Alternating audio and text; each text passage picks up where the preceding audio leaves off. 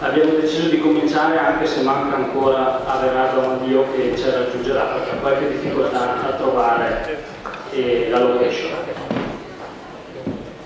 Io sono Marcello Vaone, presidente di Terra Viva, che assieme al Movimento per la Decrescita Felice, con in particolar modo Francesco Badalini, abbiamo realizzato questa serata. Ovviamente dobbiamo ringraziare tutte le persone che con impegno e costanza hanno aiutato per l'organizzazione, i cittadini e gli amici che hanno dato una mano e ci hanno prestato il materiale di cui avevamo bisogno.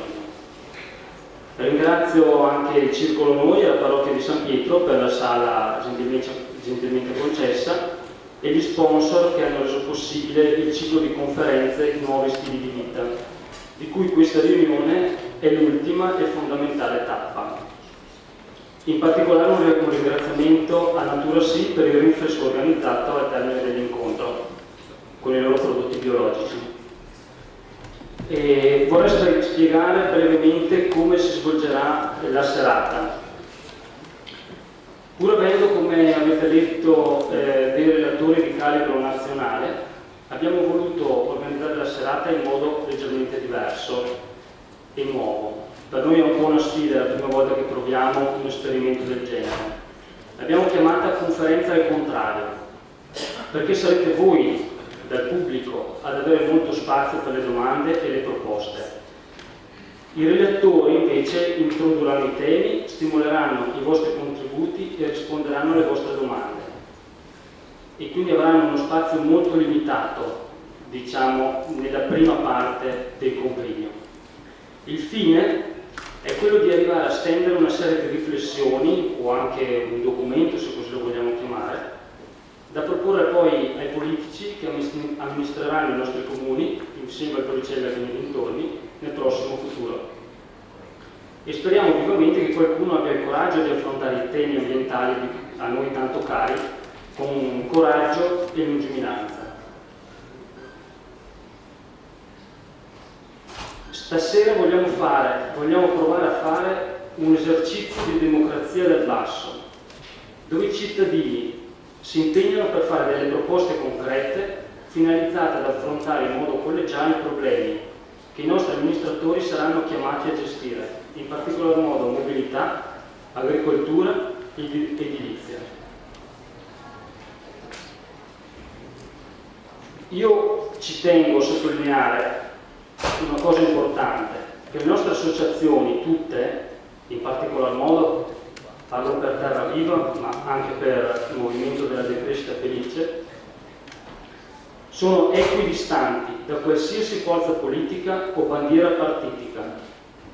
A noi quello che interessa è il bene comune, il territorio, l'ambiente in cui viviamo e vogliamo cercare di impegnarci al fine di sensibilizzare i nostri amministratori a prendersene cura per noi e per i nostri figli. Vorrei quindi fare un appello ai politici e agli amministratori eventualmente presenti in sala, che ovviamente ringrazio per la partecipazione. Per una sera, infatti, vorrei che ascoltaste le proposte, le domande, le possibili soluzioni, che provaste ad avvicinarvi a questo movimento nascente di cittadini che si impegnano da anni per la salvaguardia dell'ambiente. Se poi vorrete, saremo ben lieti di ricevere nei prossimi giorni le vostre considerazioni in merito, purché siano propositive.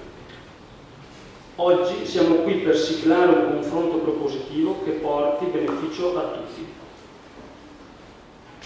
Quindi, prima di presentare i relatori, che sono qui al mio fianco, vorrei passare la parola a Francesco Badalini del Movimento Decrescita Felice, che vi spiegherà come formulare le vostre proposte in modo che i lavori proseguano ordinatamente e senza sovrapposizioni.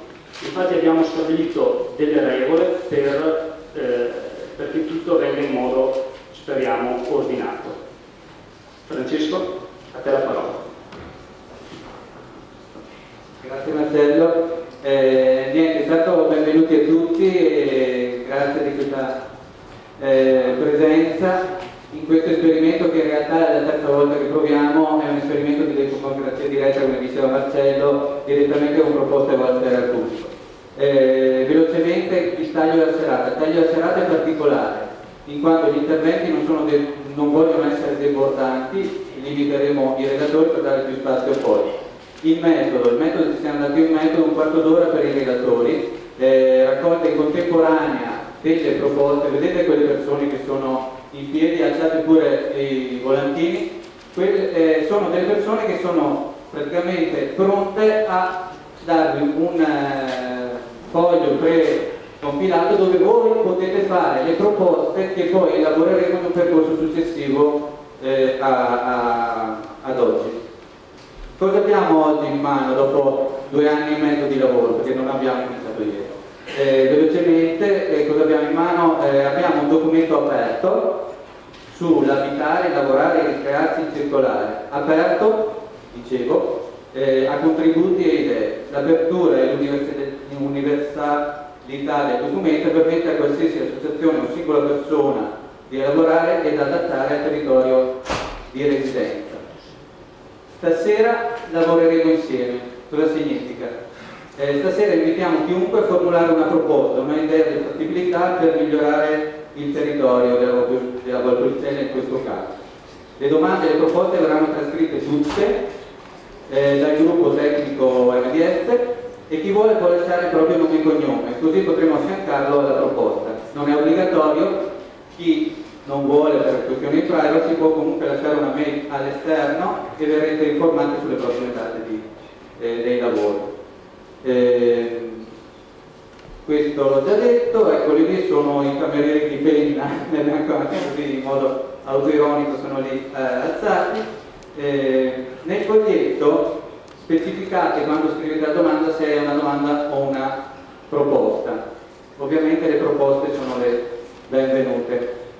A tutte le proposte probabilmente non si riuscirà a rispondere. Speriamo perlomeno, perché speriamo che siano tante. E quindi perché alcune saranno simili, altre saranno insomma selezionate perché spero che siano tante, per questione di tempo insomma. In ogni caso è molto importante che ognuno di voi le pensi sin d'ora, non quando sono finite le relazioni, se vi viene in mente le faccia. Perché? Perché comunque verranno prese tutte in considerazione e verranno elaborate ed esposte nell'incontro successivo. Il prossimo incontro che vedrà l'elaborazione proprio di queste idee sarà successivamente a questo incontro, sarà ad Algatare in Piazza della Chiesa, ore 21, 16 dicembre. Abbiamo già fissato ed è un lunedì. Comitato etico di valutazione formato da tutte le associazioni e persone singole. Cosa significa? L'insieme di tutte le persone impegnate nei vari comuni a formare le proposte concrete orientate al cambio di direzione rispetto all'attuale insensata corsa al cemento andranno a formare il comitato etico di valutazione incrociata, il quale come sovrastruttura super partes valuterà tutte le proposte di programmazione dell'assetto territoriale che ogni associazione o gruppo di associazioni o gruppo di persone vorrà presentare in un territorio omogeneo. Come stiamo facendo appunto ora adesso in Valpolicella, ma successivamente l'esempio si trasferirà anche in altri territori omogenei, ampliando l'area di azione del comitato etico. Tale comitato etico ha una serie di regole per evitare identificazioni partitiche, per evitare la predominanza numerica di un'associazione rispetto alle altre e quant'altro, che non illustriamo adesso in questa sede, ma che vi esporremo direttamente il 16. Sono state elaborate insieme con le associazioni che hanno partecipato al percorso in questi 2 anni e mezzo. Anticipare le scelte. A cosa serve questo lavoro? La presentazione delle proposte locali all'amministrazione dovrà avvenire in periodi non prossimi alla discussione dei PAT. PAT significa piano di assetto territoriale. Perché? Ne è tanto meno, come spesso succede, dopo l'approvazione del PAT in una determinata località.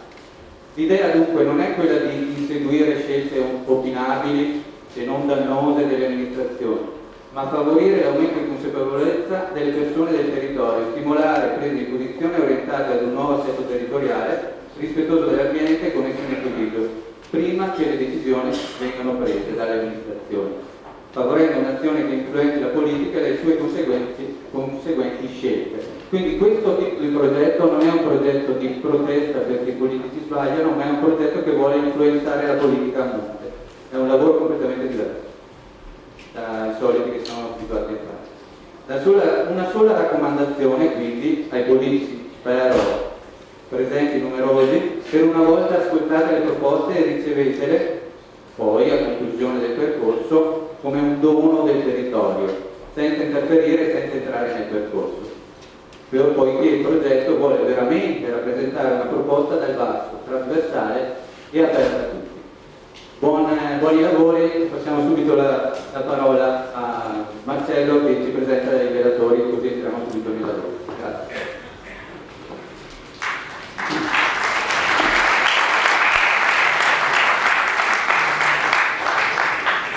Allora, in ordine interverranno Donaldino Bizzotto, fondatore Associazioni Beati i Costruttori di Pace, che ci parlerà di grandi opere in Veneto e di Valpolicella, se c'è qualche esempio da portare.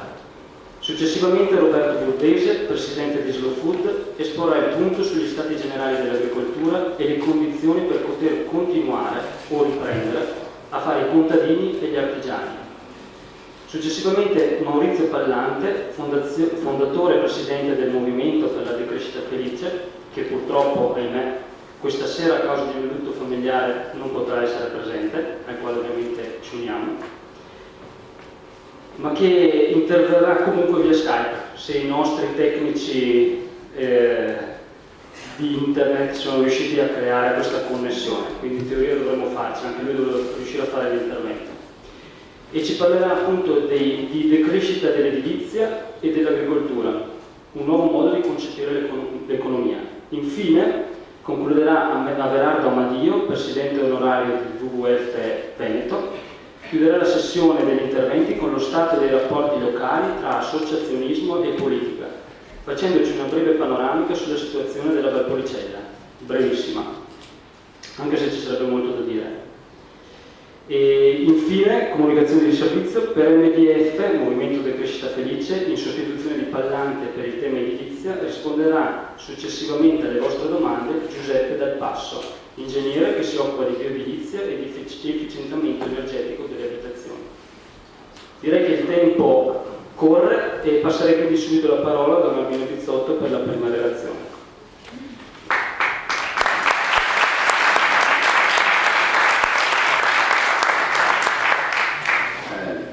Buonasera a tutte e a tutti. Scusatemi, è un po' di cordialità, io ne ho bisogno, se non vedo un po' di simpatia è inutile che parli. Buonasera. E ne ho bisogno non tanto per fare un escamotage qui, ma ne ho bisogno perché credo che da questi incontri abbiamo bisogno tutti di uscire un po' cambiati. Dobbiamo aiutarci un po' a cogliere quello che sentiamo che è giusto e poi lavorarci sopra, perché lo dico subito, la terra non verrà salvata dai comitati e neanche dallo sforzo di riuscire a salvaguardare un territorio piccolo, anche se bisogna partire dal proprio territorio. Quindi benedette queste assemblee, questi momenti di partecipazione, benedetta proprio, però con l'orizzonte completo davanti. Lo dico perché secondo me mi pare di capire che siamo stati talmente presi di un vortice di attività per mantenere il nostro sistema di vita che non ce ne accorgiamo neanche della realtà, siamo fuori realtà. Allora per questo vi chiedo questa grande cordialità, non tanto per sentire uno che viene a spaventare, quanto per verificare che se è vero quanto viene affermato, ognuno di noi questa sera deve uscire dicendo che fa qualcosa, perché il mondo, per l'aria da salvare, per l'acqua per dar da bere a tutti e per il cibo perché tutti possono vivere, io penso che oggi siamo di fronte alla necessità di cambiare rapidissimamente il sistema di vita nel quale ci troviamo. E proprio per questi elementi elementari necessari alla vita è decisivo il comportamento di tutta la gran massa dell'umanità, coscienti o non coscienti, contenti o non contenti. E su sull'altro versante è decisiva il cambiamento culturale nei confronti della terra. Proprio l'atteggiamento personale di ciascuno di noi nei confronti della terra. Perché vedete, lo dico con una certa... Stamattina sono stato a Ca' Foscari, Venezia, e ho posto ai ragazzi questo problema. I ragazzi che tipo di concetto si sono fatti della terra guardando il comportamento di noi adulti? Io sono figlio di contadini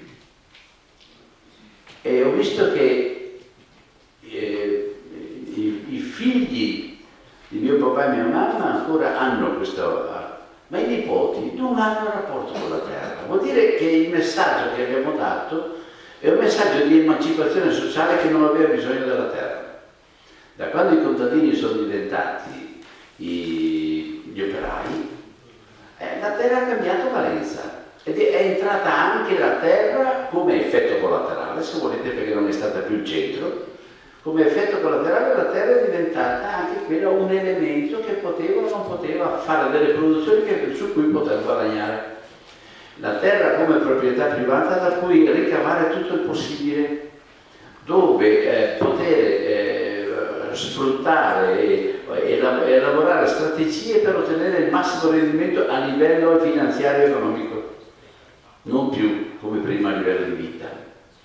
E quello che è grave è che abbiamo perso proprio l'identità della terra. In qualche modo il contadino prima, con le bestie, con gli animali, con tutto il ciclo e con una sapienza che aveva secoli di rotazione, di modo di intervenire, eccetera, si era attrezzato per tentare anche magramente, anche in conflitto, perché la terra è bassa, perché era fatica, perché c'erano delle stagioni riuscite, altre a grande rischio con le tempeste, altre cose, insomma, ma anche conflittualmente, ma si sapeva che la vita dipendeva da quello che ci donava la terra. Oggi non è così, oggi sono i soldi che decidono. E chi ha tanti soldi pensa che potrà disporre quanto vuole nel tempo delle cose che esistono, che vengono date dalla terra. Ma è una coscienza, secondo me, che non è esatta, che non è corretta. E allora io vorrei chiedere proprio, dobbiamo rispondere, chi è, non che cos'è, chi è la terra, che non è una proprietà privata, che non è una realtà su cui noi esercitiamo una padronanza, non siamo i padroni.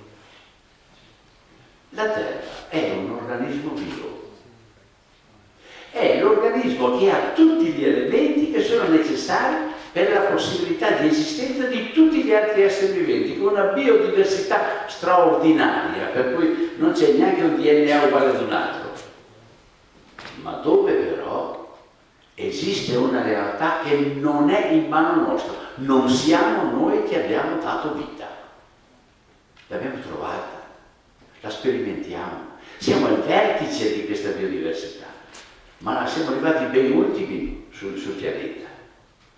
E allora, se è una realtà viva, anche la Terra allora è soggetto di diritti, ha una sua natura, un suo linguaggio, una sua grammatica, un suo tempo. C'è il tempo della storia, c'è il tempo industriale, c'è il tempo ormai in tempo diretto, quello del computer, ma c'è anche il tempo biologico, che non corrisponde a questi che abbiamo buttato addosso negli altri.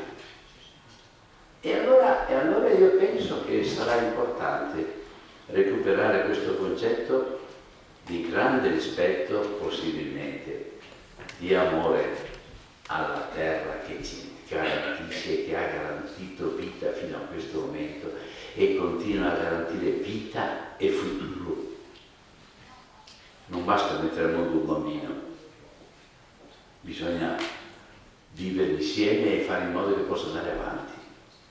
Allora, questi atteggiamenti sembrano atteggiamenti, come dire, sentimentali, no? Sono di grande presa di coscienza della novità che pone, perché l'altra domanda che viene spontanea e immediata è questa: ma noi a questo mondo per che cosa siamo qua? A che cosa serve la terra? Qual è la sua funzione nei nostri confronti? A farci diventare ricchi? A garantire dai vigneti e dalle cose che abbiamo un 5% di più ogni anno? La terra a che cosa serve? Per far diventare ricco qualcuno? Per farsi diventare ricchi? O per farci vivere e vivere insieme, magari contenti? L'importante è rispondere a questa domanda essenziale, perché da come ci troviamo in questo momento pare che la risposta esatta sia l'altra, non vivere, ma essere ricchi. E questa è la mentalità comune per cui si fa la legge sulla casa fuori dalla possibilità di un controllo anche delle amministrazioni comuni, dei sindaci, per cui si fanno dei progetti che non hanno nessun senso dal punto di vista della vita e nessun senso dal punto di vista dei beni comuni, del bene della comunità. E sono i soldi che dirigono, anche con le organizzazioni mafiose. 16 organizzazioni mafiose operanti nel Veneto, 16. Allora, la corruzione è dentro a questo che si sta facendo. Allora, di fronte a questi dati, io vorrei porlo questa domanda. Attenzione, c'è un appello che non è a voce, è nei fatti. La terra oggi non ce la fa più a respirare in tempo, come dire, in tempo uguale al nostro per vivere. Il 20 agosto la terra quest'anno ha finito tutte le risorse che aveva per arrivare al 31 dicembre. Lo dico perché, ripeto, sono felicissimo del lavoro che viene fatto qui dalle persone che sono in questa sala, siete tutti coscienti. Però dobbiamo insieme aiutarci a trovare delle risposte e a tentare di lanciare un messaggio, un appello, un allarme, una emergenza, perché oggi il pianeta Terra è in emergenza. I dati che vengono dal gruppo intergovernativo sul clima e sui cambiamenti climatici, anche se è fallita la conferenza di Varsavia, ci dice che non possiamo più fare i conti con il pianeta come l'abbiamo fatto 30-40 anni fa. Non è più così, non c'è più lo stesso pianeta. Abbiamo bisogno di una grande velocità per riequilibrare ancora gli elementi, perché su 24 elementi 15 sono in sofferenza. Perché i cambiamenti climatici, se oltre ai due poli che si sciolgono, i ghiacci stanno sciogliendosi, si scioglierà anche il permafrost e ci sarà una quantità tale di metanolo che verrà liberato nell'atmosfera che i cambiamenti climatici saranno devastanti velocissimamente. Allora, di fronte a un risultato scientifico al 95% che è stato controllato e misurato con il 95% di probabilità che sia esatto, uno scienziato dice: se ti dicono che hai il 95% di probabilità di avere una brutta malattia, che cosa fai? Corri subito per curarti, subito. E lo lancio questo appello.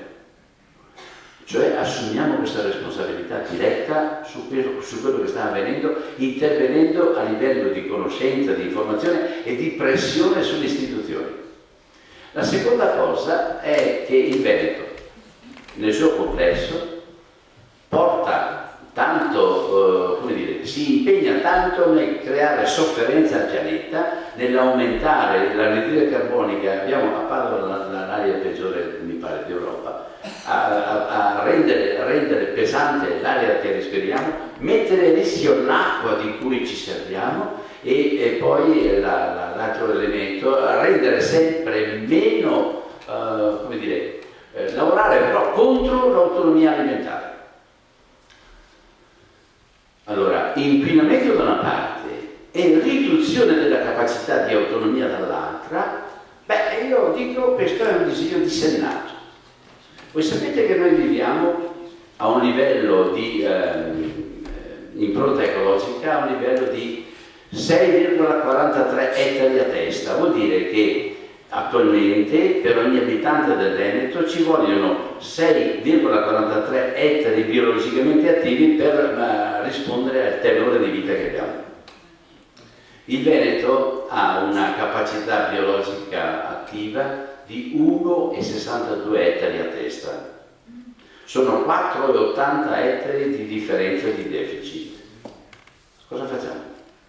Diminuiamo ancora di più l'autonomia alimentare, togliamo ancora terreno alla capacità di sostenere la capacità di fare le produzioni necessarie alla vita. Stiamo facendo questo, con un piccolo particolare, che a fronte di neanche un centesimo per riparare il terreno da alluvioni, da frane, da incidenti che capitano, neanche un centesimo. Abbiamo un fracco di milioni di euro da investire in tutto ciò che danneggia il suolo. Negli ultimi 20 anni in Veneto abbiamo tolto di mezzo alla produzione agricola 38 ettari al giorno. Allora, di fronte a questi dati, qual è l'atteggiamento più costruttivo e più valido? Se io fossi un'autorità civile farei una particolare attenzione, perché abbiamo riempito tutto il territorio senza una programmazione, senza una direzione, quindi aree industriali in mezzo ai campi, quindi un piccolo paese, 2, 3, 4, 6 aree industriali come a paese, a proposito di provincia di Treviso. Voglio dire, abbiamo lasciato l'anarchia totale per quanto riguardava l'intervento sul territorio. Attualmente ci troviamo con una surplus di una montagna di appartamenti e di capannoni a disposizione. E si è fatto speculazione su questo, è tanta, però a cosa serve? Allora io penso che sia importante proprio culturalmente cambiare atteggiamento di fronte alla terra e secondo chiedere nella programmazione sul territorio di rendere un'unica grande opera, non un lavoro a strappi e soltanto per le grandi imprese, ma un lavoro continuo e quindi un lavoro assiduo con la grande opera che è l'ambiente. Scusatemi, a Marano Vicentino e Tiene c'è una discarica, prima è stata una cava, poi è diventata una discarica, dove hanno aggiunto 69 codici in più. Questa insiste sul più grande lago d'Europa di acqua potabile, che ha le risorgive a Nuovoledo e che sta servendo 800.000 persone.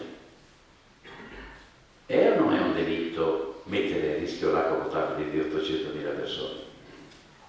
Eppure, allora, è possibile, è una domanda importante, se ci fossero degli amministratori avremmo un piacere enorme, è possibile cominciare a dire le altre due cose che devo dire, ecco, sulle opere dove non si vuole la partecipazione si mette la legge obiettivo, per cui anche i sindaci non possono più dire niente, non si può più modificare niente, viene avvocato tutto a Roma e succedono delle cose incredibili. Io ne conosco parecchie nella zona del Vicentino, del Padovano e del Trevigiano, non molte del Veronese, vi chiedo scusa, ma è così.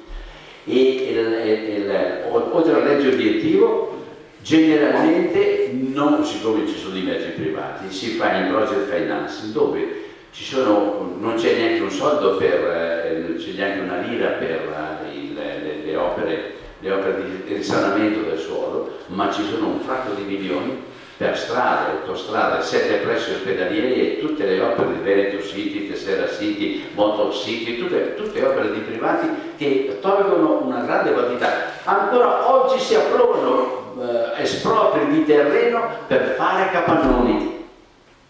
Vengano fatti i capannoni nuovi, ma distruggendo i vecchi che non servono più e che non vengono più usati e non allargare ancora il suolo. Ma invece no, ancora espropri di terreno coltivabile. Allora, di fronte a questi dati, e l'altro elemento è che noi indebitiamo una generazione, indebitiamo una regione intera, una popolazione, indebitiamo per 40 anni, perché i servizi ospedalieri, i servizi delle strade e autostrade con i pagamenti tutto a pagamento, tutti verranno bloccati per 40-50 anni, le concessioni dureranno ancora 40-50 anni, anzi le concessioni che stanno finendo adesso, per esempio quelle della 4, per poter continuare altri 40 anni fanno l'Astico Nord, che non ha nient'altro motivo che questo. Allora, di fronte a questi dati io dico non ci sto più a questo tipo di imbrogli. Questi sono veri e propri imbrogli. Non ci sto più a mettere, come dire, in difficoltà, in sofferenza una popolazione intera per pagare interessi privati. Non ci sto più a ridurre la possibilità della sanità rispetto ai contratti bloccati, fissati dei servizi, perché chi costruisce ha diritto per 30 anni, 40 anni di avere i soldi di tutti i servizi. Se non si riesce a compensare la spesa e gli interessi di spesa con i servizi, noi dobbiamo pagare anche questo. Allora io penso che sia arrivato il momento di fare i conti e fare in modo che la terra possa servire per mangiare e per vivere, non per i ricchi, non per diventare ricchi. È un concetto che non passa, perché ci sentiamo diversi dagli altri, perché non apparteniamo allo stesso mondo di chi deve emigrare per vivere, non apparteniamo allo stesso mondo. Dobbiamo aiutarci allora a raccogliere insieme questa, questa necessità, anche per dare fiducia ai ragazzi che crescono, questa necessità di vederci insieme a tutti gli altri uomini, a aprire una stagione nuova rispetto alla terra, ma anche a lavorare proprio nel nostro piccolo, perché la terra serva per darla da mangiare, darla da bere e far respirare bene la gente. Perché se andiamo avanti con il discorso della crescita del prodotto interno lordo, scusatemi, non c'è un prodotto interno lordo più grande dell'epidemia di tumori. I tumori fanno un prodotto interno lordo straordinario, perché hanno bisogno di cure tutte particolari e molto costose. Grandi prodotti, grande crescita. Guardate che un imbroglio è la crescita. Crescita di chi? Crescita di che cosa? Crescita del PIL. Allora io ho lanciato un po', che è un appello anche all'Arme. C'è l'appello della terra, ma c'è l'appello anche della regione. Di fronte alla necessità di aumentare l'autonomia agroalimentare, andiamo a distruggerla sempre di più con un piano enorme di strade e autostrade, con un piano enorme di 7 pressi ospedalieri, con investire i soldi laddove può essere fatto, può andare anche fatto, ma bloccando il consumo e lo spreco di suolo e facendo che la terra possa rispondere alla sua funzione di mantenere la vita, non di fare i soldi a qualcuno, perché viene strozzata la terra, viene violentata e va rovinata. Scusatemi, ma io penso sarà importante arrivare anche, come sono state dichiarate, come c'è stata la dichiarazione dei diritti dell'uomo dopo una guerra terribile come quella del 39-45, perché non arriviamo dopo una distruzione così o dopo un rischio così grosso della terra anche alla dichiarazione dei diritti universali della terra? Io penso che forse sarebbe una cosa opportuna per tutti, perché anche noi abbiamo bisogno di cambiare oggi e di rivedere questo sistema di vita dove si corre, si fa, si compra, si vende, ma poi rimane non una grande felicità, manchiamo nei rapporti, mancano le comunità, manca la voglia di stare insieme, manca la capacità di aiutare i più poveri. Abbiamo avuto una mutazione genetica. Una volta ci facevano paura i ricchi per paura di essere in qualche modo poi dover pagare di più. Oggi ci fanno paura i poveri. E sono i poveri, ho finito. Grazie.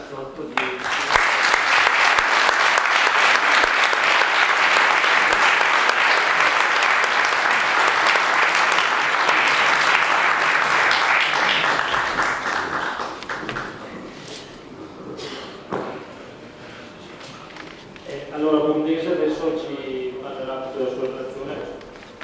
Dico, se per piacere riusciamo a contenere un po' i tempi per lasciare poi lo spazio alle domande, alle proposte. Capisco che le cose sono tante da dire. Grazie. Allora, buonasera a tutti da parte mia.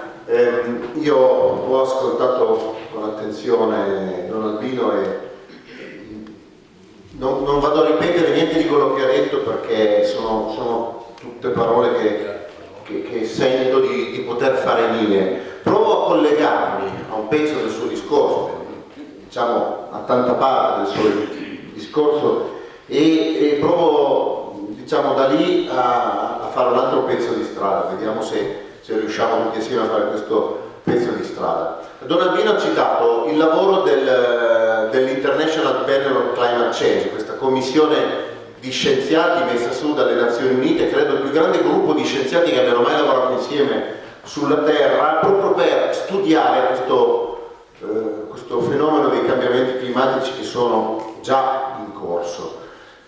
Questa commissione ha pubblicato un primo rapporto nel maggio del 2005 e 2 mesi fa, il 27 settembre, ha pubblicato l'anteprima del rapporto completo che pubblicherà poi a marzo, però la quinta relazione ha pubblicato. Insomma, per farla breve, avete già sentito, in questa relazione si dice che i cambiamenti climatici sono in corso, i loro effetti sono già oggi devastanti e li abbiamo visti anche nel nostro paese, quello che è successo in Sardegna, quello che poi è successo nei giorni successivi in Abruzzo e se ne è parlato poco, e poi in varie altre regioni del sud Italia se ne abbiamo parlato un po' di più, ma quello che succede quasi ogni volta che in una regione del nostro paese piove, arriva il maltempo, sono già effetti del cambiamento climatico.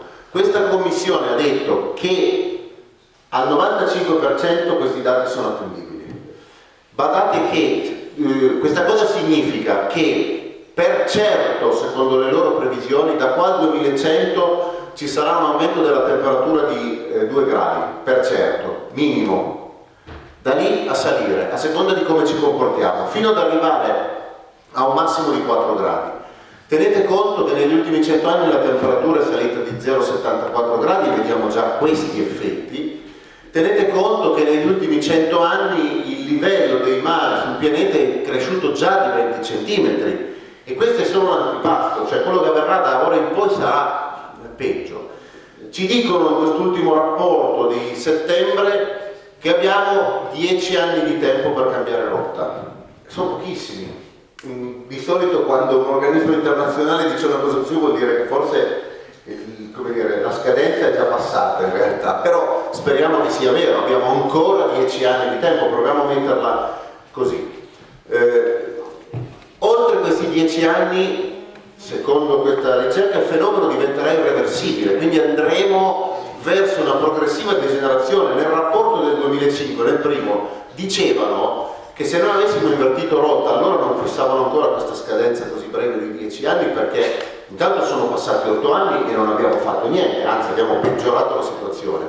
Allora però già dicevano che in 3 secoli, in 300 anni, il genere umano si sarebbe estinto.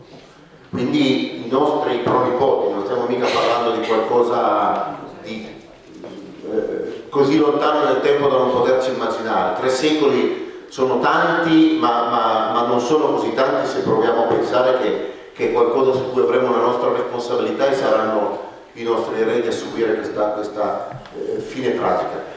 Ma nel 2005 ci dicevano anche un'altra cosa, ed è quella che io voglio prendere per provare, diciamo, a rivoltare questo problema drammatico come un calzino e fare in modo che possa diventare invece quella grande opportunità di cambiamento di cui abbiamo bisogno. Dicevano nel 2005, poi è stato confermato da altri studi fatti successivamente, innanzitutto che è tutta responsabilità dell'uomo, non sono le congiunzioni astrali, la sfortuna che viviamo in un'epoca strana, no, è l'attività umana che sta generando questi cambiamenti climatici e nell'ambito delle attività umane al primo posto, quella che più impatta, qualche anno dopo poi un altro studio ha quantificato in 30% la percentuale. Ecco, il primo responsabile di questi cambiamenti climatici, delle emissioni di gas climalteranti, eccetera, è il sistema alimentare. Mangiamo tutti 3 volte al giorno, oddio, 1 miliardo di persone, 850 milioni di persone fa fatica a mangiare almeno una volta al giorno, però ce n'è 1,6 miliardi che mangiano troppo e quindi sul pianeta produciamo cibo per 12 miliardi, siamo 7, insomma, per farla breve, come produciamo, trasformiamo, distribuiamo e consumiamo il cibo diventa il primo fattore che scatena questi cambiamenti climatici e queste situazioni che stiamo vivendo. Allora ecco l'opportunità, ecco come possiamo provare a ribaltare tutto. Noi tutti che siamo in questa sala mangiamo 3 volte al giorno, Noi tutti che siamo in questa sala, con le nostre scelte alimentari, ogni giorno, con i nostri soldi, con quello che spendiamo, determiniamo un sistema alimentare piuttosto che un altro. 3 volte al giorno, mangiando, votiamo, non per un partito o per un altro, ma per un modello di economia, di società, di cultura, per un modello di sviluppo, per tutto quello che ne consegue, oppure, facendo scelte diverse, possiamo votare per un altro. Noi tutti siamo responsabili di ciò che sta accadendo. Non è che vi sto dicendo che basta che da domani mattina ci mettiamo a fare un orto e salviamo il pianeta, ma certamente vi posso dire che da domani mattina ognuno di noi può avviare a casa sua, prima individualmente, poi nella sua comunità, nella sua famiglia, poi nella sua comunità, e poi magari contaminando altre persone, può avviare quel cambiamento di cui abbiamo bisogno.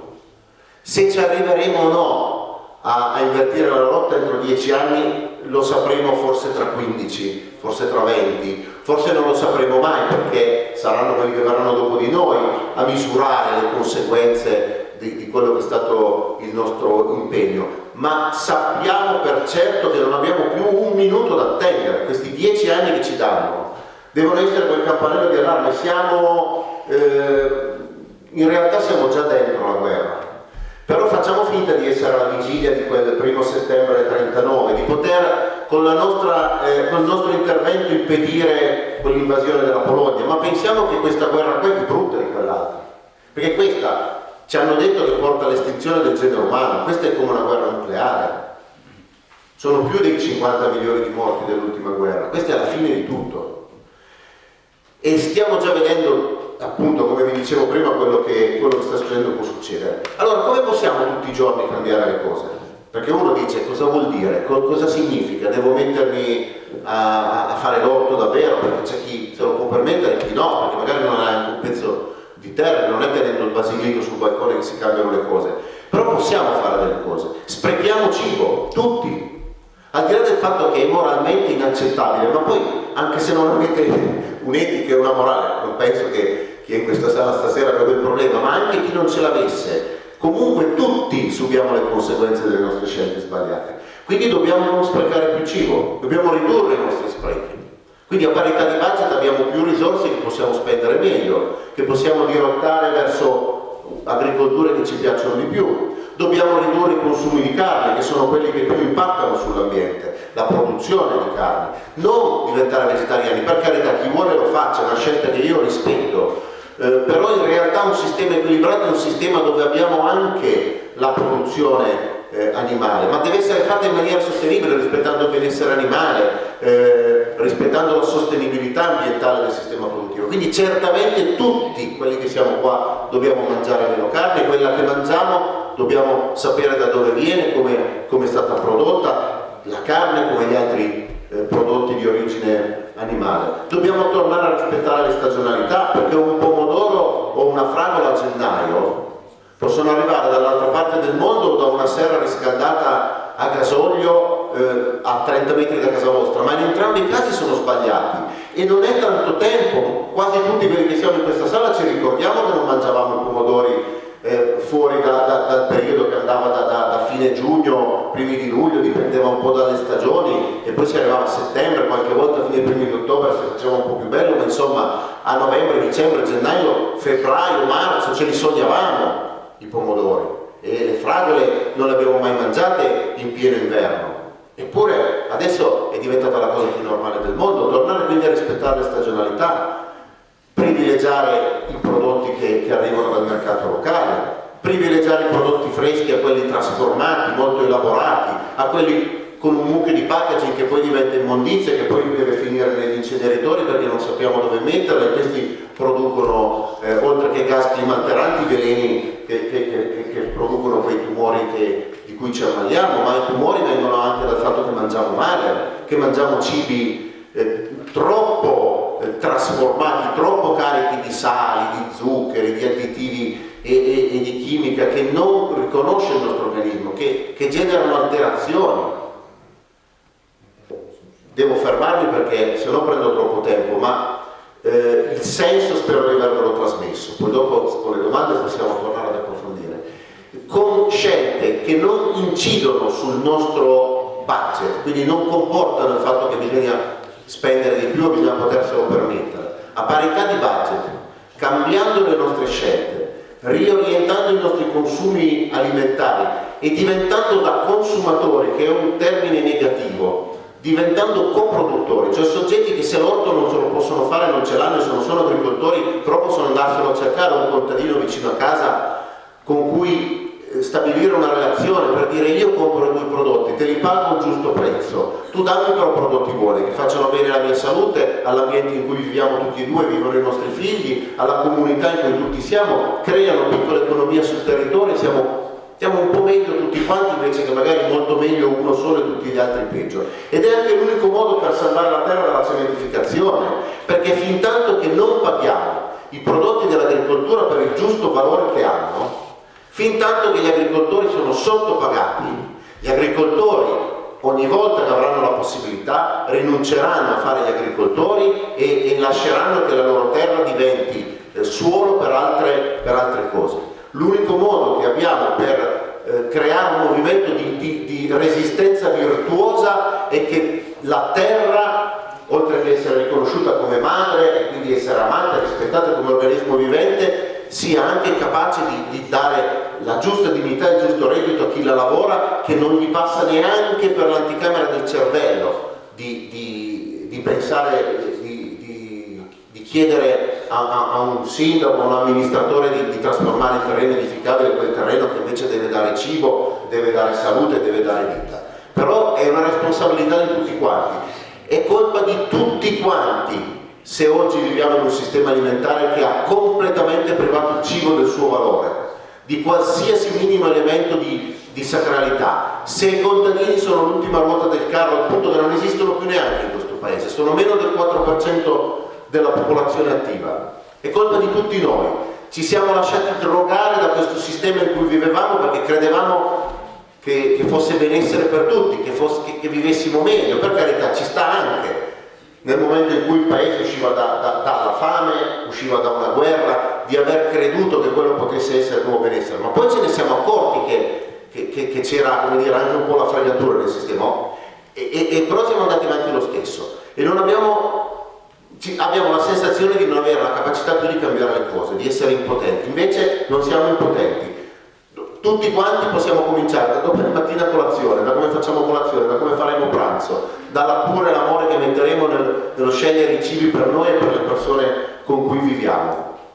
È l'unica speranza che abbiamo, partire dal piccolo ognuno delle nostre comunità per pensare in grande, per pensare che quello che stiamo facendo noi, ed è vero, lo stanno provando a fare in tanti altri posti del mondo. Siamo, come dice Edgar Morin, che è un grande filosofo, pensatore francese, siamo una comunità di destino planetaria. Troppe volte abbiamo la sensazione di essere soli, magari anche alla fine di serate come questa torniamo a casa e ci sembra di non avere più una continuità di relazione, di aver interrotto i fili del discorso, ma invece non è così. Sono milioni le persone che sul pianeta credono di poter ancora fare qualcosa e ci provano, quindi bisogna crederci, bisogna essere convinti, bisogna andare in quella direzione e cercare sempre più spesso momenti di incontro, di dialogo, di confronto come questi. Come minimo servono a tenerci alto il morale, ecco, a pensare che non siamo così pochi e una speranza c'è ancora. E poi dopo, insomma, ripeto, vedranno altri dopo di noi se ce l'abbiamo fatta, no? Ma noi non possiamo portare con noi l'onta di non averci provato, di essere responsabili del colpo finale e mortale per questo nostro genere umano.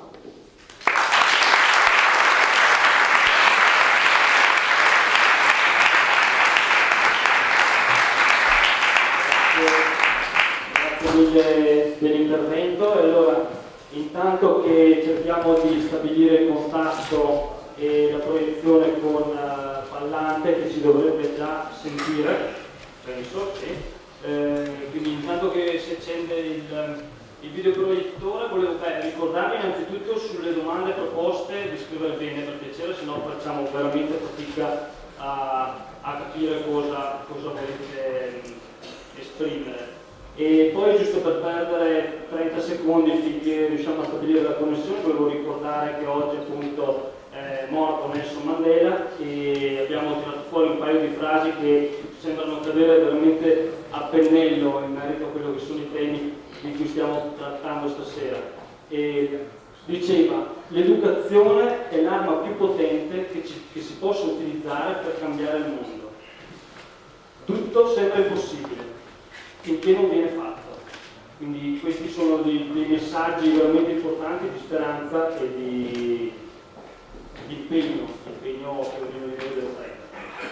Se ci siamo, Pallante è sul video, lo vedete, darei quindi a lui la parola e vi ricorderei ovviamente i 15, massimo 20 minuti per gli interventi, in modo che poi possiamo dare largo spazio agli interventi del pubblico.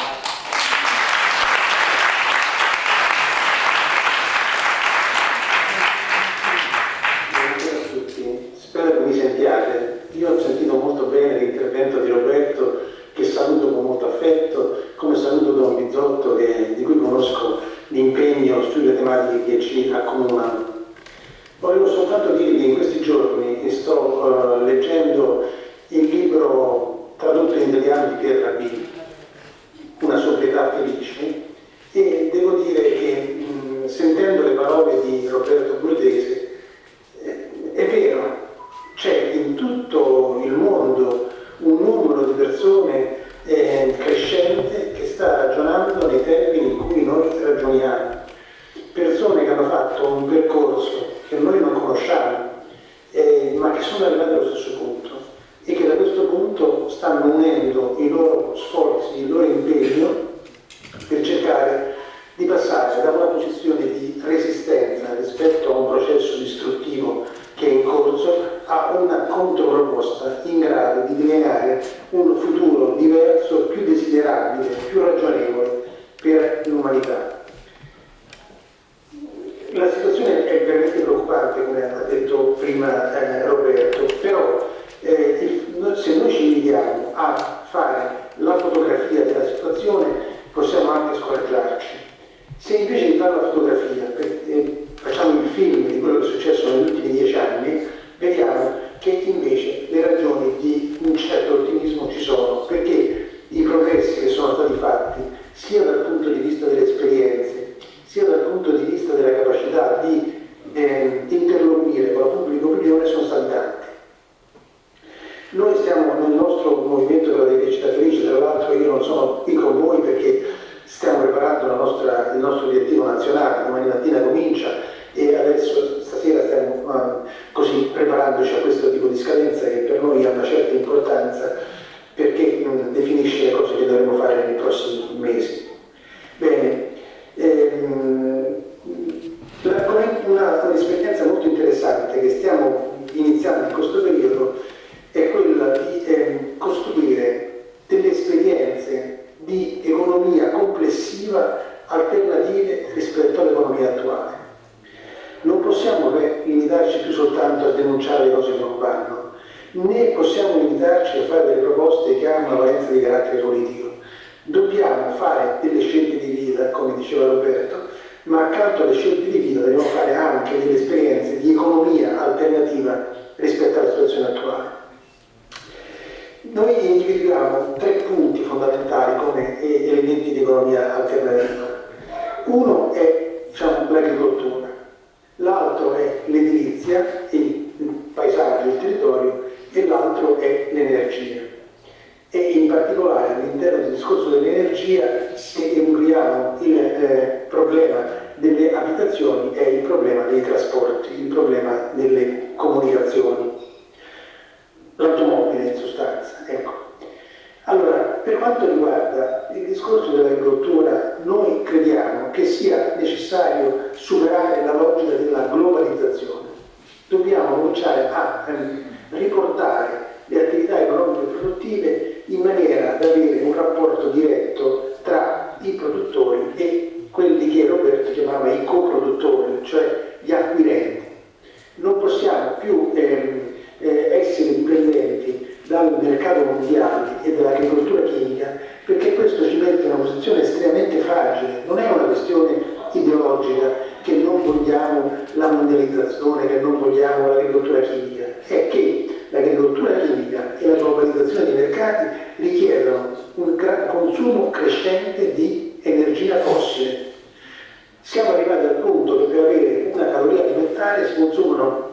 da 5 a 12 calorie fossili, in qualche caso anche di più. Perché quando si parla del problema del consumo delle fonti fossili in agricoltura si pensa prevalentemente al trasporto a distanza dei cibi, ma non è solo quello. C'è molto consumo di energia fossile nella sintesi di concimi chimici, molto bisogno di energia per pompare l'acqua da profondità sempre maggiori, perché la prima falda è inquinata, molta energia per costruire le macchine agricole, per alimentare le macchine agricole, per la frigoconservazione e per il trasporto a distanza. Allora, in una situazione in cui il prezzo del petrolio continuerà a crescere come è cresciuto negli ultimi anni e le disponibilità diminuiranno perché aumenterà la domanda dei paesi economicamente in fase di crescita, soprattutto la Cina, l'India, il Brasile e la Russia, in questa situazione le popolazioni che si alimentano fondamentalmente con l'agricoltura chimica e con la globalizzazione avranno dei problemi e delle difficoltà. Negli ultimi 10 anni il prezzo del cibo è aumentato del 170% e aumenterà ancora di più.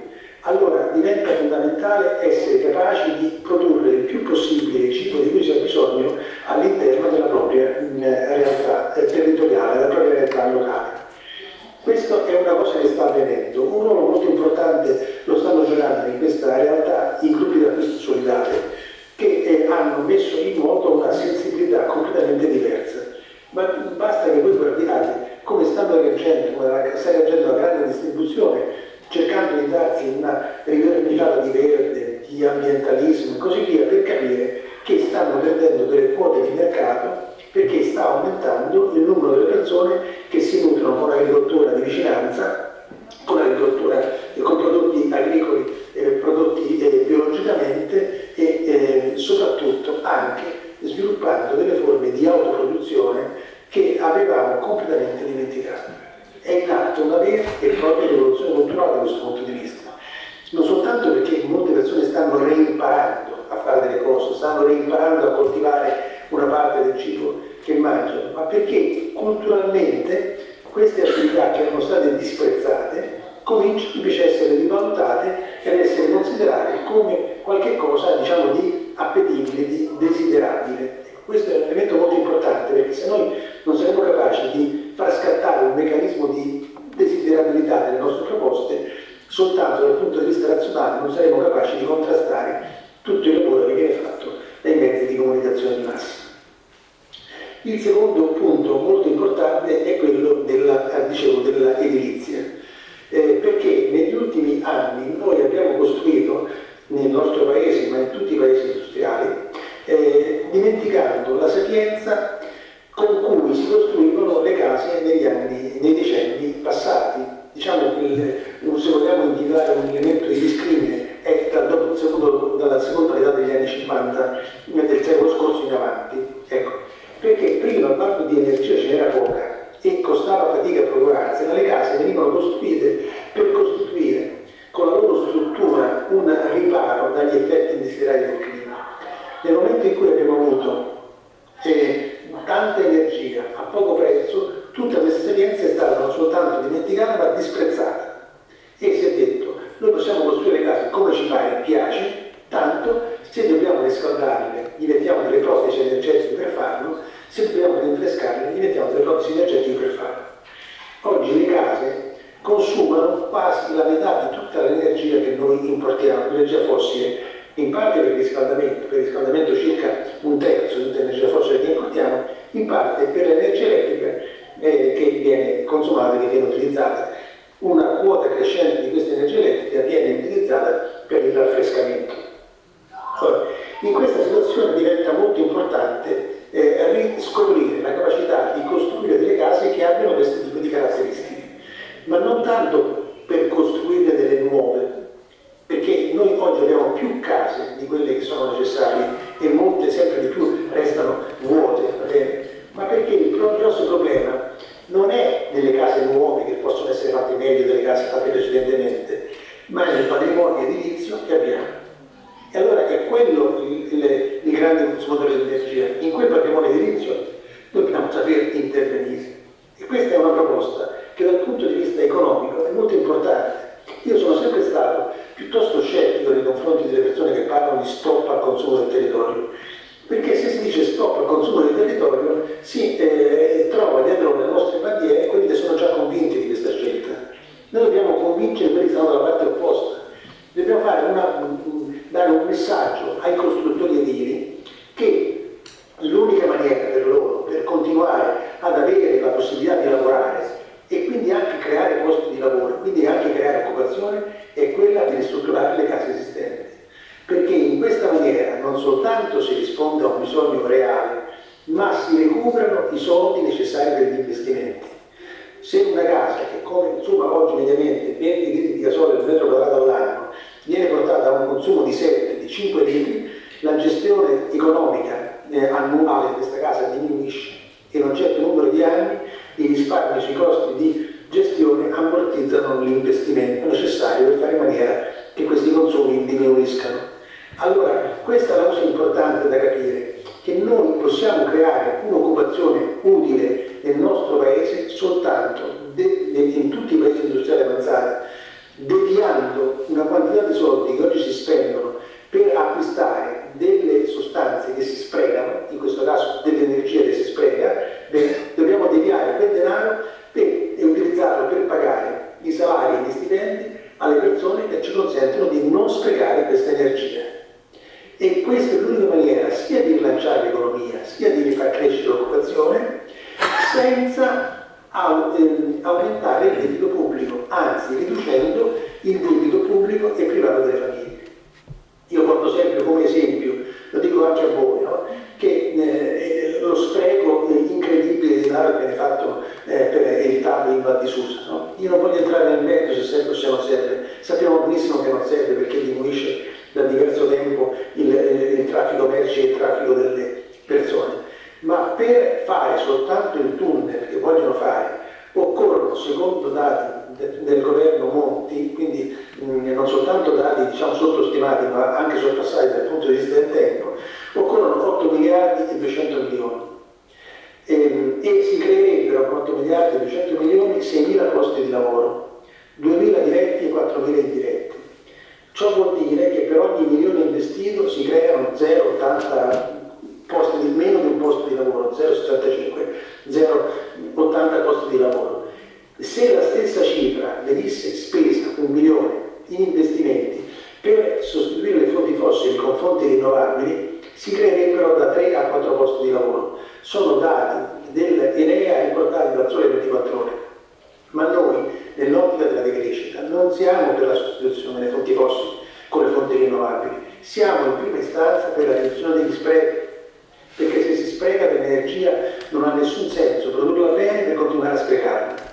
Bisogna prima ridurre gli sprechi e poi soddisfare il bisogno residuo con le fonti rinnovabili.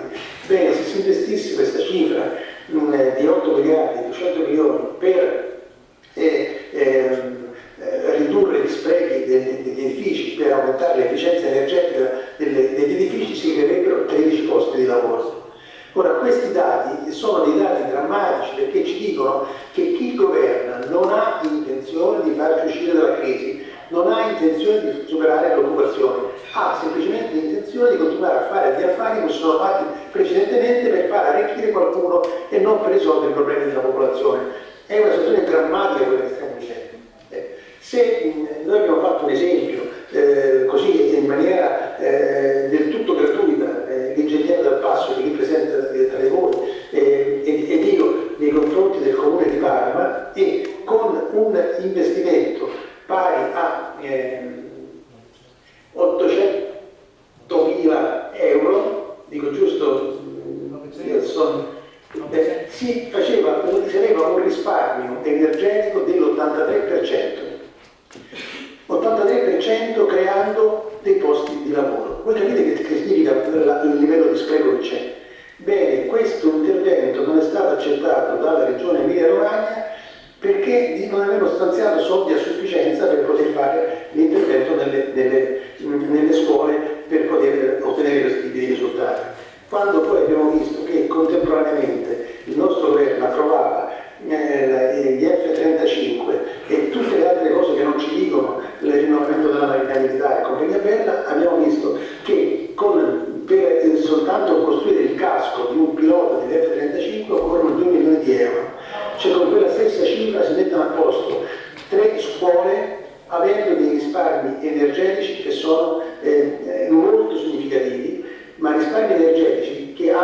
un'importanza non soltanto dal punto di vista economico, come io ho declinato il discorso fino a questo momento, ma soprattutto dal punto di vista ambientale, perché ci consentirebbero di ridurre l'emissione di anidride carbonica e di dare un sollievo alla terra rispetto a quello che abbiamo fatto negli ultimi anni.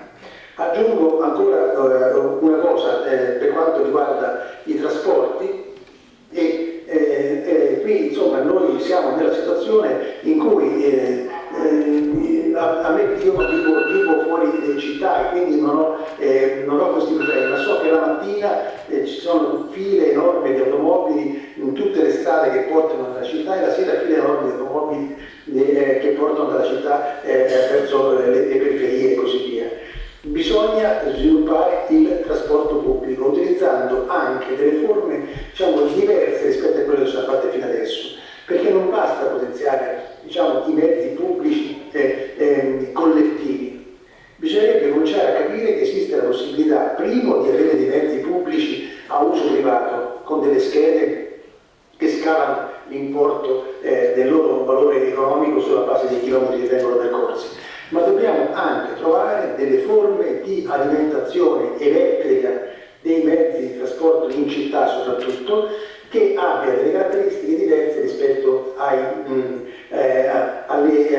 mezzi che hanno il motore elettrico alimentato dalle batterie. Bisognerebbe essere capaci di scoprire quel mezzo importantissimo che è il filobus, facendo in modo che l'alimentazione dei filobus non avvenga più con i trolley come veniva fatto in passato, ma con l'alimentazione sotto l'asfalto. Ci sono già delle esperienze molto significative in proposito, o con la possibilità di caricare le batterie tra una fermata e l'altra del filobus, perché in questa maniera, se si creano delle linee sotterranee, non soltanto c'è una maggiore flessibilità, ma si potrebbero alimentare oltre ai filobus anche delle automobili pubbliche che possono andare elettricamente sulle strade che sono connesse con dei cavi e consentirebbero di avere una maggiore flessibilità.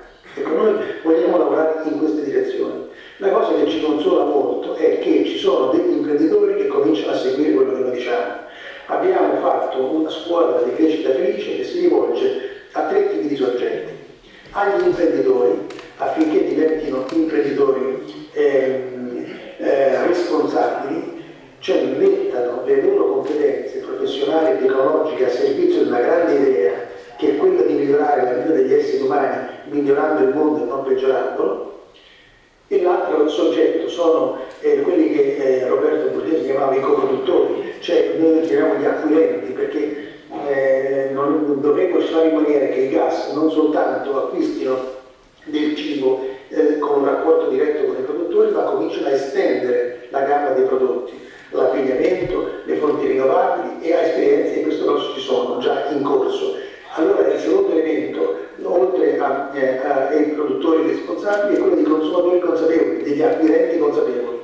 E per il canale o è un rapporto diretto oppure sono forme di distribuzione diverse rispetto alla grande distribuzione.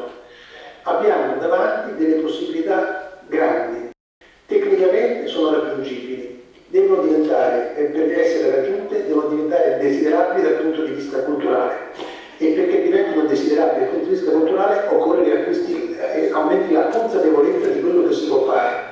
Se saremo capaci di unire le conoscenze tecniche che ci sono con sistemi organizzativi in grado di dare dei risultati voluti, saremo in grado di creare delle piccole, all'inizio, oasi di economia alternativa che possono allargarsi, che possono fare in modo di trasferire le scelte individuali delle persone in scelte di politica economica sempre più ampie, in grado di diventare un'alternativa concreta e praticata rispetto all'economia distruttiva che ci sta caratterizzando. Grazie.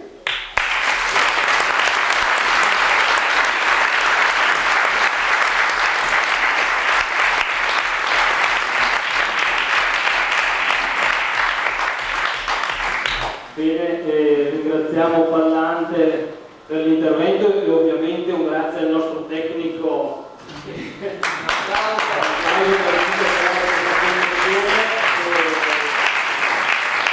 Riccardo per sì che insomma, riuscissimo ad avere anche l'intervento di parlante qui in sala, anche se non presente. Grazie ancora, e quindi a questo punto passerei la parola ad Averardo Amadio, Presidente del WWF del Veneto, che ci farà un brevissimo spunto sullo stato dell'arte in Valpolicella. Se Maurizio vuole restare per ascoltarci, fa piacere.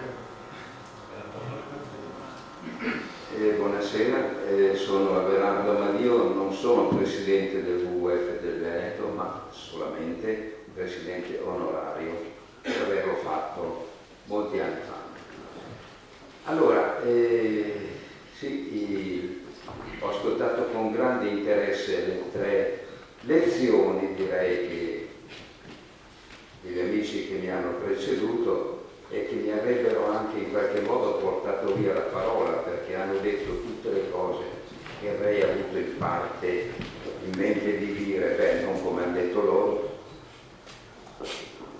Sì, devo mangiare il microfono, ho il visto, tenerlo lontano. E allora mi orienterò verso qualche cosa di diverso. Ma prima vorrei cominciare anch'io dicendo, così introducendo la mia breve relazione, ricordando una frase di Bertolt Brecht che diceva: beato quel popolo che non ha bisogno di eroi. È morto un eroe ieri, uno degli eroi più grandi del nostro tempo, Nelson Mandela.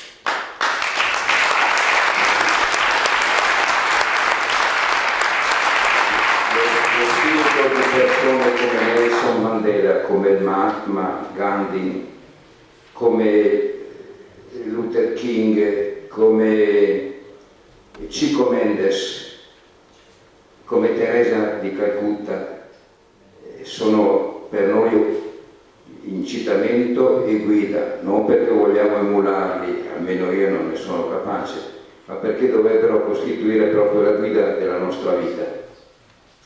E allora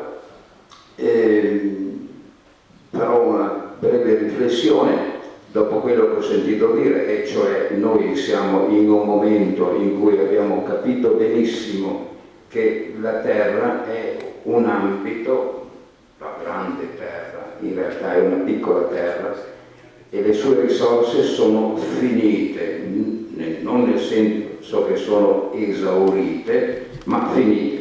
Si possono misurare, sono quelle, non si possono aumentare in nessuna maniera. Quindi dobbiamo tener conto di questa cosa. Alcune settimane fa, qualche mese fa, è uscito un volume che esce ogni anno, è scritto da Lester Brown, che è uno dei più grandi ecologisti viventi nel nostro pianeta, e ha intitolato questo suo rapporto annuale, che è il rapporto del World Watch Institute di Washington, l'ha intitolato con 3 parole inquietanti: è ancora possibile la sostenibilità? La sostenibilità è quello che noi dobbiamo perseguire continuamente, e cioè la possibilità di dare a chi verrà dopo di noi quello che abbiamo trovato noi almeno, e non consumare le risorse di quelli che verranno dopo, i nostri figli, i nostri nipoti, i nostri pronipoti, perché proprio questo stiamo facendo. Stiamo consumando risorse che non abbiamo né l'intenzione ma né la possibilità di restituire a quelli dai quali noi ora le prendiamo a prestito. Questa è una cosa importante, non dimentichiamolo. Io qui questa sera parlo a nome anche della mia associazione, il WWF, si batte, come sapete, per la conservazione della vita degli elementi naturali che noi abbiamo presente, degli animali, delle piante, di tutto sul nostro pianeta, cioè per esempio il sugli orsi polari, degli orsi bianchi che stanno vivendo delle stagioni tremende perché non sanno più come cavarsela, perché è troppo poco freddo e non riescono più ad alimentarsi, non possono andare sul ghiaccio che si scioglie a catturare le foche. Quindi situazione drammatica. Noi ci occupiamo di queste cose, degli orsi, della tigre della Siberia, dell'inquinamento delle acque dei mari, del Pacifico.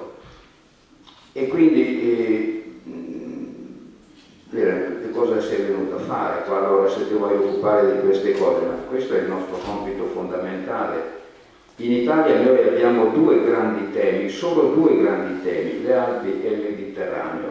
Questi sono i due temi che l'UWF si intende perseguire, la tutela di questi due grandi ambiti, e tutto il resto lo facciamo lo stesso, anche se non è proprio nei nostri fini statutari di occuparci della Valpolicella, perché io questa sera sono qui in una conferenza che aveva e ha un titolo, e cioè la Valpolicella che vorrei. E allora mi occuperò in qualche modo della Valpolicella, cominciando col dire che ieri, proprio ieri, per una pura combinazione, abbiamo avuto ospite in Valpolicella Marino Zozzato, che è il vicepresidente della giunta regionale. Abbiamo fatto anche un bel po' di fatica per farlo venire, un corteggiamento durato qualche mese, accordi difficili, finalmente è venuto a parlare con alcuni di noi, non in un convegno che sarebbe stato una bella cosa, avere una serata come questa con 200 persone presenti, o anche più, non lo so. Invece eravamo solamente in 6-7, chiamiamolo tecnici, 6-7 persone che si occupavano di problemi specifici e una dozzina di altre persone che avevamo invitato per poter dialogare un po' meglio. Ecco, e ieri che cosa è venuto a fare? A sentire quelle che erano le nostre voci di persone che si occupano della Valpolicella per la conservazione di quello che rimane in Valpolicella, tenendo presente che la Valpolicella era un luogo, diciamo, alla fine della guerra, che aveva 35.000 abitanti, ora ne ha il doppio, 70.000 e anche di più. Quindi voi capite che c'è stata una trasformazione, diciamo, proprio epocale, ma velocissima, che ha comportato appunto durante questo periodo che noi chiamiamo del miracolo economico, uno sviluppo, una crescita molto importante, con elementi che alla fine si sono rivelati devastanti. Vediamo per esempio delle manifestazioni di attività che hanno avuto luogo proprio nel territorio della Valpolicella, manifestazioni inquietanti dal punto di vista urbanistico e sociale anche, e con conseguenze abbastanza pesanti anche sulla qualità della vita, come per esempio la collina di Montericco, che ha meritato il neologismo di negralizzazione dell'infausto neologismo, negralizzazione, quindi qualche cosa che viene additato come una cosa che non si deve fare, bisogna evitare.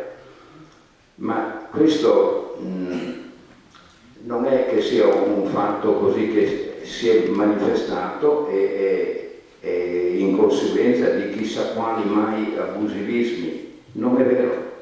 Quello che è accaduto in Valpolicella, il fatto che adesso le terre della Valpolicella, l'agricoltura si possa svolgere all'interno di quello che resta del territorio, compreso fra 3 grandi strade commerciali, una che va da Parona a Sant'Ambrogio, l'altra da Parona a Domegliara, la terza più corta da Santa Maria di Negrar a Negrar, e dentro ci sono dei nuclei ancora densamente costruiti, e poi in mezzo a questa prigione, a questo assedio, noi troviamo ancora della terra, ma non è più molta, coltivata a frutteto, a vigneto. Questa è la Valpolicella che abbiamo oggi a nostra disposizione. E poi ci sentiamo alle proteste nostre e di larghe fasce di popolazione, sfortunatamente crescenti fasce di popolazione, sentiamo persone che amministrano questo territorio che dicono: ma così facciamo lavorare le imprese. Sì, è vero, farebbero o faranno, e speriamo che non lo facciano, lavorare le imprese a produrre ulteriori disastri ambientali, ulteriore riduzione di suolo agricolo, perché non si costruisce su ambiti chissà neutri o degradati, no, si costruisce proprio sottraendo terreno agricolo all'agricoltura, alla viticoltura, alla frutticoltura della Valpolicella. Questo è quello. E non dimentichiamo poi che dopo questo panorama desolante ci sono degli episodi anche da non dimenticare mai, come per esempio la presenza della cementeria, che anche, dobbiamo riconoscerlo, ha dato da lavorare a parecchie famiglie, centinaia forse di persone durante tanti anni, con una concessione mineraria che non dovrebbe divenire eterna. Fortunatamente si è fermato un certo sviluppo che avrebbe dovuto avere. Ma ci sono altre cose che assediano la Valpolicella che non sarebbero dovute nascere qui, come il deposito di rifiuti solidi urbani di Caffilissine, un elemento inquinante difficile da eliminare, e resterà lì per secoli. E poi ancora recentemente, proprio qui a San Pietro, l'episodio che riguarda la ex carpenteria metallica di Lonardi, dove si pensa, forse si riuscirà anche a costruire alcune centinaia di appartamenti in una valle dove ce ne sono qualche migliaio, dicono, ma certamente molte centinaia di vuoti o sfitti o invenduti. Quindi pensate, questo diventa solamente un aggravio dal punto, se realizzati porteranno un migliaio di abitanti ad abitare ancora lì, con aggravio ai problemi della circolazione, ricevendo come compenso per questa concessione ottenuta con un contratto di programma con la regione, ricevendo il finanziamento per fare una strada che colleghi San Pietro iniziare una strada che colleghi San Pietro con Negrar sottopassando le colline. Quindi ulteriori distruzioni insensate. Questo è quello che il panorama che noi abbiamo di fronte. Ma allora, se è vero che quello che è accaduto non è accaduto abusando, cioè costruendo qualche cosa che non era possibile, era proprio possibile costruirlo. Allora vuol dire che chi ha fatto la pianificazione, chi ha governato questo processo, o era incapace di governarlo, oppure non aveva la possibilità di farlo perché premuto chissà da dove. E allora vuol dire che il governo del territorio non può essere più affidato agli amministratori dei singoli comuni, deve essere affidato a qualche cosa, a un ente o a un PATI, il piano di assetto territoriale intercomunale, un piano regolatore che riguardi tutto il territorio omogeneo della Valpolicella, dove ci sia un governo più lontano, più staccato, almeno un po' staccato dagli interessi dei cittadini che vivono proprio là, perché io ho quel terreno lì è di mio zio, quell'altro è di mio figlio, ma il mio amico mi ha detto, e si capisce le pressioni che possono essere fatte su chi amministra, anche se si capisce meno perché debba succedere continuamente, perché effettivamente il malgoverno, il non governo della valle dipende proprio da questo fatto.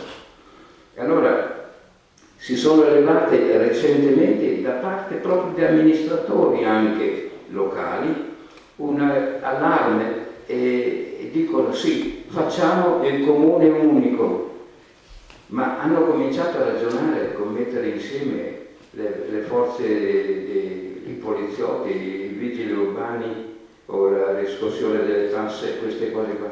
È una cosa ridicola. Si deve cominciare a mettere insieme le cose importanti, il suolo, l'agricoltura, l'ambiente, il paesaggio, queste sono le cose che danno da vivere o dovranno dare da vivere alla Valpolicella. Si comincia da lì, allora si fa il comune unico, se no sì, si può realizzare il comune unico, quello che unifica le multe dei vigili urbani o cose analoghe. Quindi ecco che questa è la situazione nostra.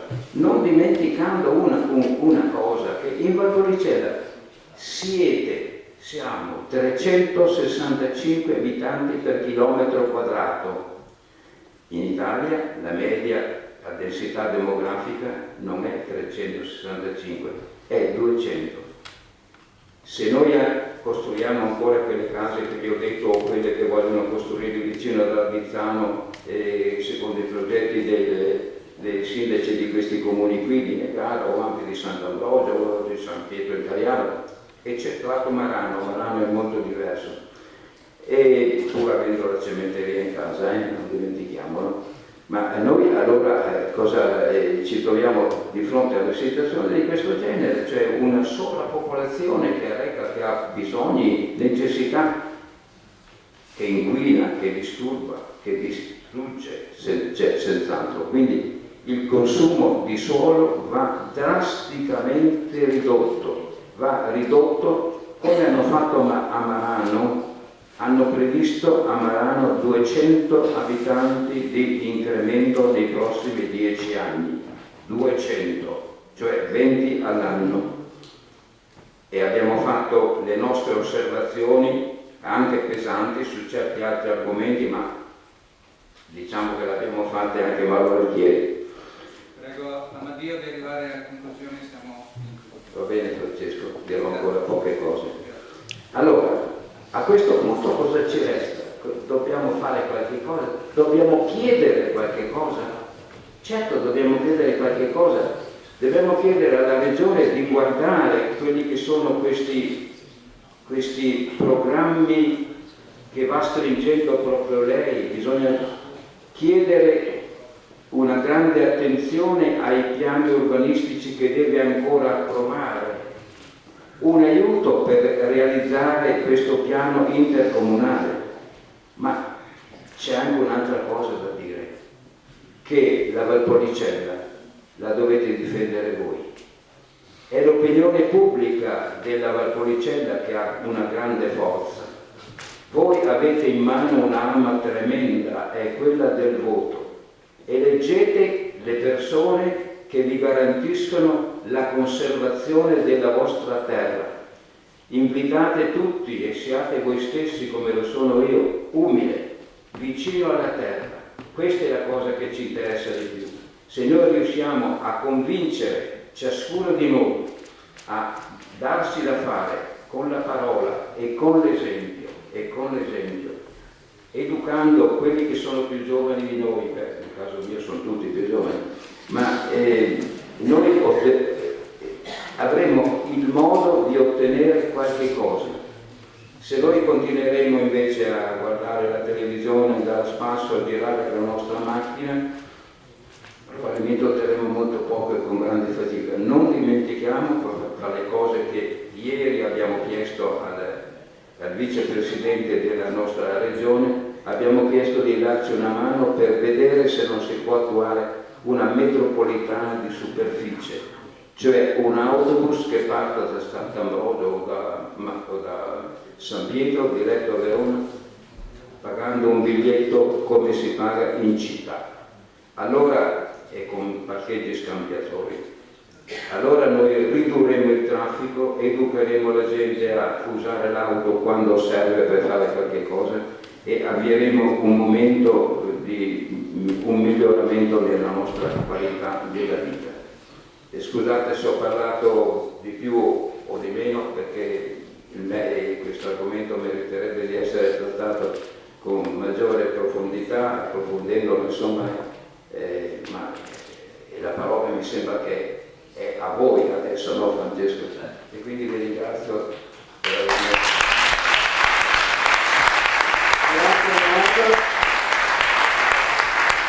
Grazie molto chiaro e lucido, magari i giovani così così. Ecco, allora, ora passiamo al sorbetto, diciamo tra un evento e l'altro, lo stacco, se il nostro manico tecnico riesce a collegarci, in quanto passiamo alla lettura delle vostre proposte, che poi verranno elaborate in progetto, e per diciamo staccare un momento all'altro proiettiamo un video sulla figura di Peppino Impastato, 2 minuti e 20, buona visione, sulla bellezza.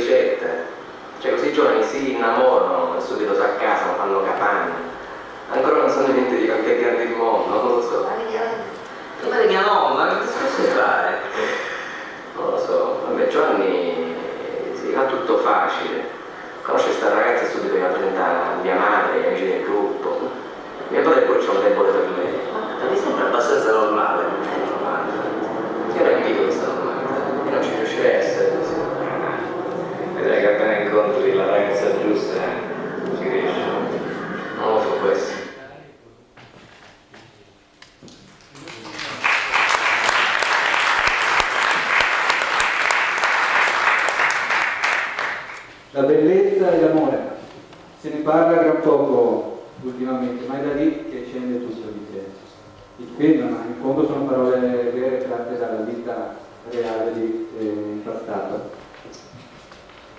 Altro personaggio eroe, no? Dicevamo prima, anche se non ne avremo bisogno, magari non fosse mai esistito, no? Mandela o Impastato. Allora, passiamo alla lettura delle proposte vostre e al dialogo che si instaurerà con i relatori. Allora, proposta rete ciclabile di collegamento a Verona, al lago, al Brennero, andare a scuola e al lavoro, non solo per il turismo. Altra proposta, lavorare per costruire il biodistretto territoriale con aziende, scuole e amministrazioni. Per chi non sapesse cos'è il biodistretto, qualcuno di Terra Viva, tipo Vittorio, se c'è, o Marcello può spiegare. No al diserbo per tutelare la nostra salute, l'immagine della Valpolicella nel mondo. Quarta proposta, un solo comune, più gente nelle strade e nelle piazze, più dibattiti, incontri, anche conviviali, bimbi e adulti insieme nel gioco e più. Quinta proposta, sito dove raccogliere tutte le proposte e le iniziative ecologiche venete patrocinato dalla Regione Veneto. Ultima, le state appuntando e poi ognuno risponderà a seconda delle proprie competenze e desideri. È una domanda. È auspicabile eliminare i vincoli di elevazione al secondo e terzo piano degli edifici e per costruire più in alto in modo di ridurre il consumo del territorio? Sarebbe auspicabile? Chi vuole rispondere alle prime domande? La prima, ricordo, era un solo comune per più gente nelle strade. Un solo comune, più gente nelle strade e nelle piazze, più dibattiti, incontri anche conviviali, bimbi, adulti insieme nel gioco. Qualcuno di voi vuole rispondere su questa proposta? Un solo comune. Un solo comune. Che raggruppi una zona omogenea come la Valpolicella. Io proporrei che a questa domanda rispondesse l'ingegnere Monterò, che è qui presente, urbanista, che ieri ha tenuto la relazione. Proposta di risposta da parte dell'urbanista Montresor, che saluto, se vuole salire sul palco e rispondere a questa domanda, se può essere ingegnere.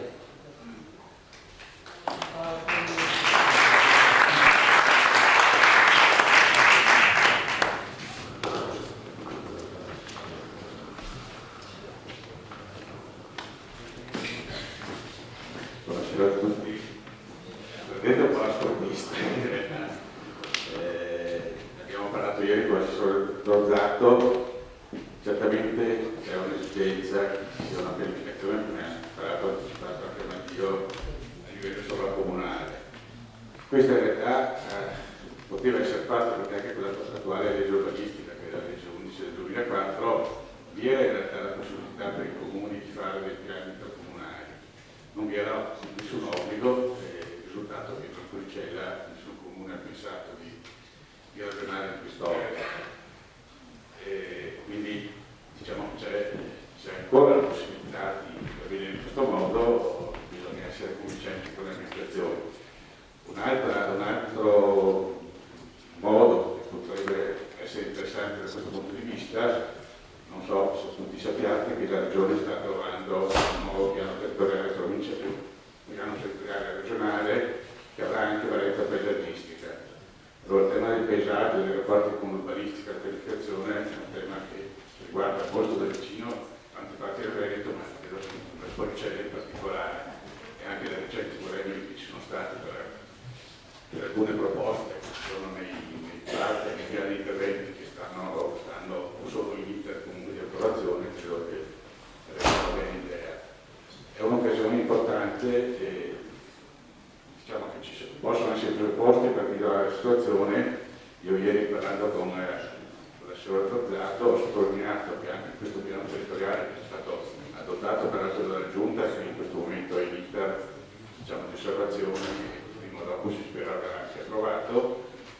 Ci sono molti aspetti positivi, nel senso che è stata fatta una approfondita analisi della situazione, mettendo in evidenza anche tutta una serie diciamo, di potenziali elementi che sono da tutelare. Per contro, se poi andiamo a vedere come in realtà queste analisi sulla base del piano che hanno coinvolto peraltro altre persone nel tempo, insomma, sono sempre stati diciamo, difensori del territorio, penso per esempio a Rigoni Stern, che purtroppo non c'è più, ma che aveva collaborato all'inizio con la regione. Se poi però andiamo a vedere come questi buoni propositi che sono tradotti nelle norme, vengono purtroppo molti dubbi sulle vere volontà, nel senso che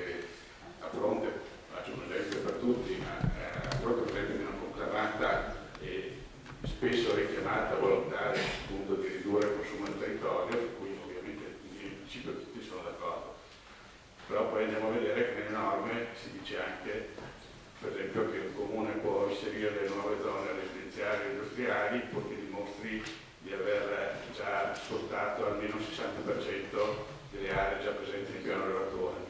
Io ieri all'assessore Zozzato ho detto 60%, vuol dire che anche se ho coperto solo poco più della metà delle aree già previste nel piano, ne posso già prevedere delle altre quando ne ho ancora il 40% da poter utilizzare.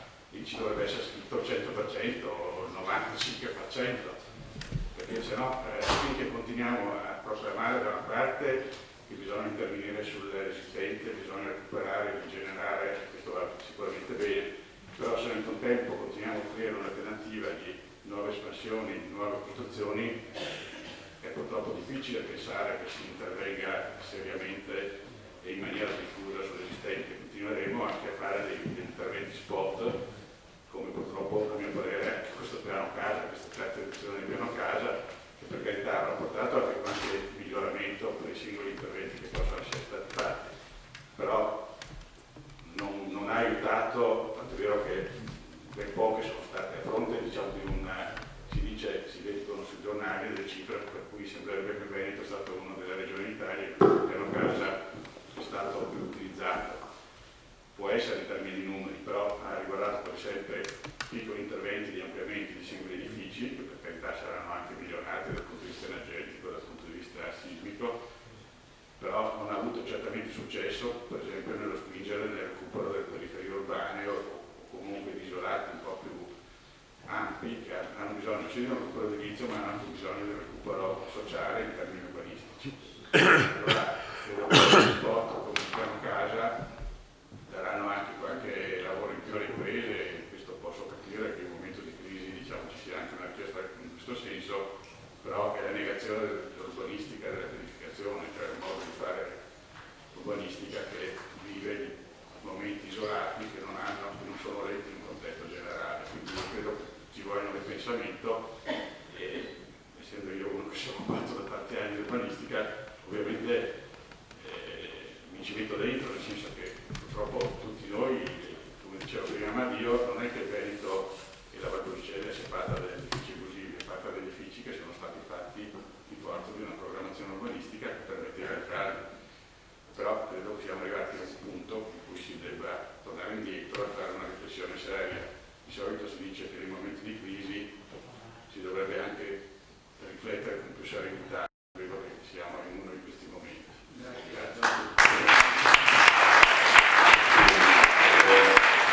Grazie professore, tra l'altro ieri all'incontro con l'assessore vicepresidente ringrazio particolarmente Giovanni, perché ha dato anche la visione, seppur a distanza e nel tempo che ha a disposizione, di entrare nel gruppo tecnico che seguirà il progetto Valpolicella. Volevo semplicemente fare una... Ringrazio intanto l'ingegnere che ha posto il problema. Volevo fare un'osservazione molto semplice, due anzi. La prima, vedete come da un punto di vista territoriale il terreno fabbricabile è quello che decide un sacco di cose. Non il terreno che è coltivabile, il terreno fabbricabile. La seconda osservazione che volevo fare era che nel piano del PTRC, piano territoriale di coordinamento regionale, nell'articolo 38 verranno espropriati tutti i comuni dove ci saranno caselli, dove ci saranno punti nevralgici. L'hanno abolito? Ah, meno male. Allora ritiro la parola, perché altrimenti, invece, una delle cose che mi ha stupito l'altro giorno è che sono venuti i paperoni dalla Russia e vogliono comprare lì le zone dove costruire i vari supermercati nelle zone adiacenti alle autostrade nuove, eccetera. E questo sono rimasto, rimango così, devo ancora approfondire la cosa, ma sono rimasto molto colpito da questa svendita che si fa. L'altro elemento che è stato richiamato adesso da Impastato: guardate che il territorio, come una stanza, come una casa, come uno studio, o esprime confusione o esprime, ma il territorio esprime la persona. esprime quello che noi facciamo, mettiamo, come noi ci mettiamo dentro insieme collettivamente. Il discorso della bellezza non è un discorso superfluo, Perché non ha diritto alla bellezza del territorio naturale? Abbiamo le Dolomiti che sono bene dell'umanità e stanno sbriciolandosi. Abbiamo le ville venete che sono un patrimonio artistico incommensurabile, che sono state, come dire, buttate dentro a delle realtà dove è triste guardare la realtà dalle ville venete, invece che essere bello. E abbiamo poi una serie di culture, di coltivazioni eccellenti, ma perché il Veneto non può avere un lavoro dove la gente viene e si trova bene e stabilisce dei rapporti dove anche l'attività produttiva di questi rapporti, il turismo, le altre cose, vengono coltivati in una forma razionale e allargata. Non c'è solo Venezia, anche per Venezia però le grandi navi sono per la distruzione di una città fragile come Venezia. Insisto su questo aspetto, non sono i soldi il motore, dovremmo essere noi a rivedersi e ripensare, perché altrimenti, guardate, passa tutto.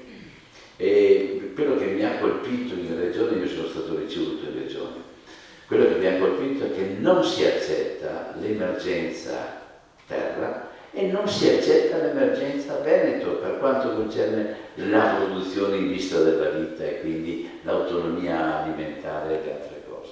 Non si accetta.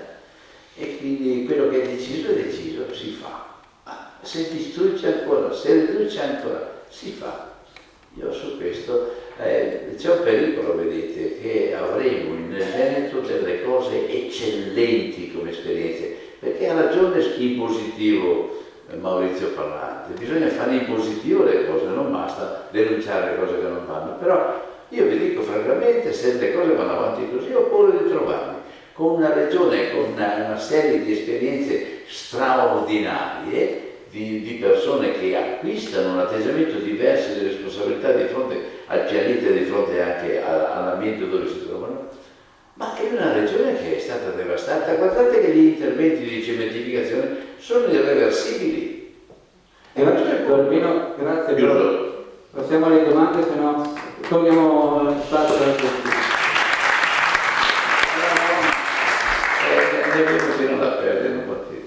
Abbiamo lì 3 domande, mi pare che Everardo volesse rispondere a una. Allora, qui si chiede qualcosa sulle piste ciclabili. Dice rete ciclabili di collegamento a Verona, al cavo, al lago, al Brennero.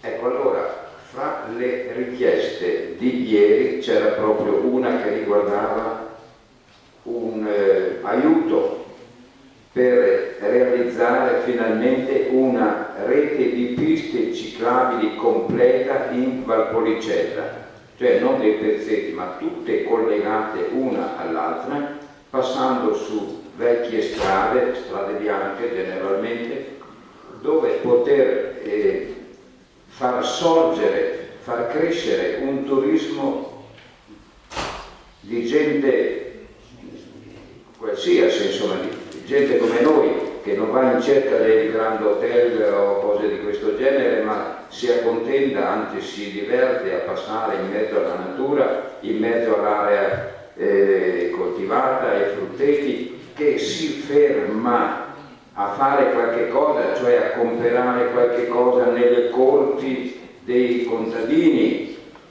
in modo da muovere una forza nuova, un'economia nuova anche, aiutare un'economia nuova. Quindi ben venga la richiesta anche da parte vostra, ma dovete spingere i vostri amministratori a seguire un progetto già in corso e quasi ultimato da parte dei nostri amici dell'Associazione Amici della Bicicletta di Verona. Se volete io vi mando una mail per poter prendere contatto con loro, non ce l'ho qua. Poi dice di collegare al lago e al Brennero, certo, Le piste ciclabili dovrebbero essere collegate dappertutto, c'è la pista del Sole, quella che scende dal Veneto, che arriva fino al confine della provincia nostra, a Borghetto sul Adige, e però anche da noi si può già transitare su qualche tratto abbastanza lungo. Bisogna completarle queste cose qua. Si deve poter andare in bicicletta fino al mare Adriatico, come io sono andato, ci vado ogni tanto a fare un tratto di Argine dell'Adige a piedi, ci si può andare anche in bicicletta, io l'ho fatta a piedi da Verona fino avanti qualche 50-70 km e va benissimo questa, una cosa, camminare a piedi o in bicicletta è un esercizio sportivo che genera anche appunto risvolti economici molto utili alle comunità locali.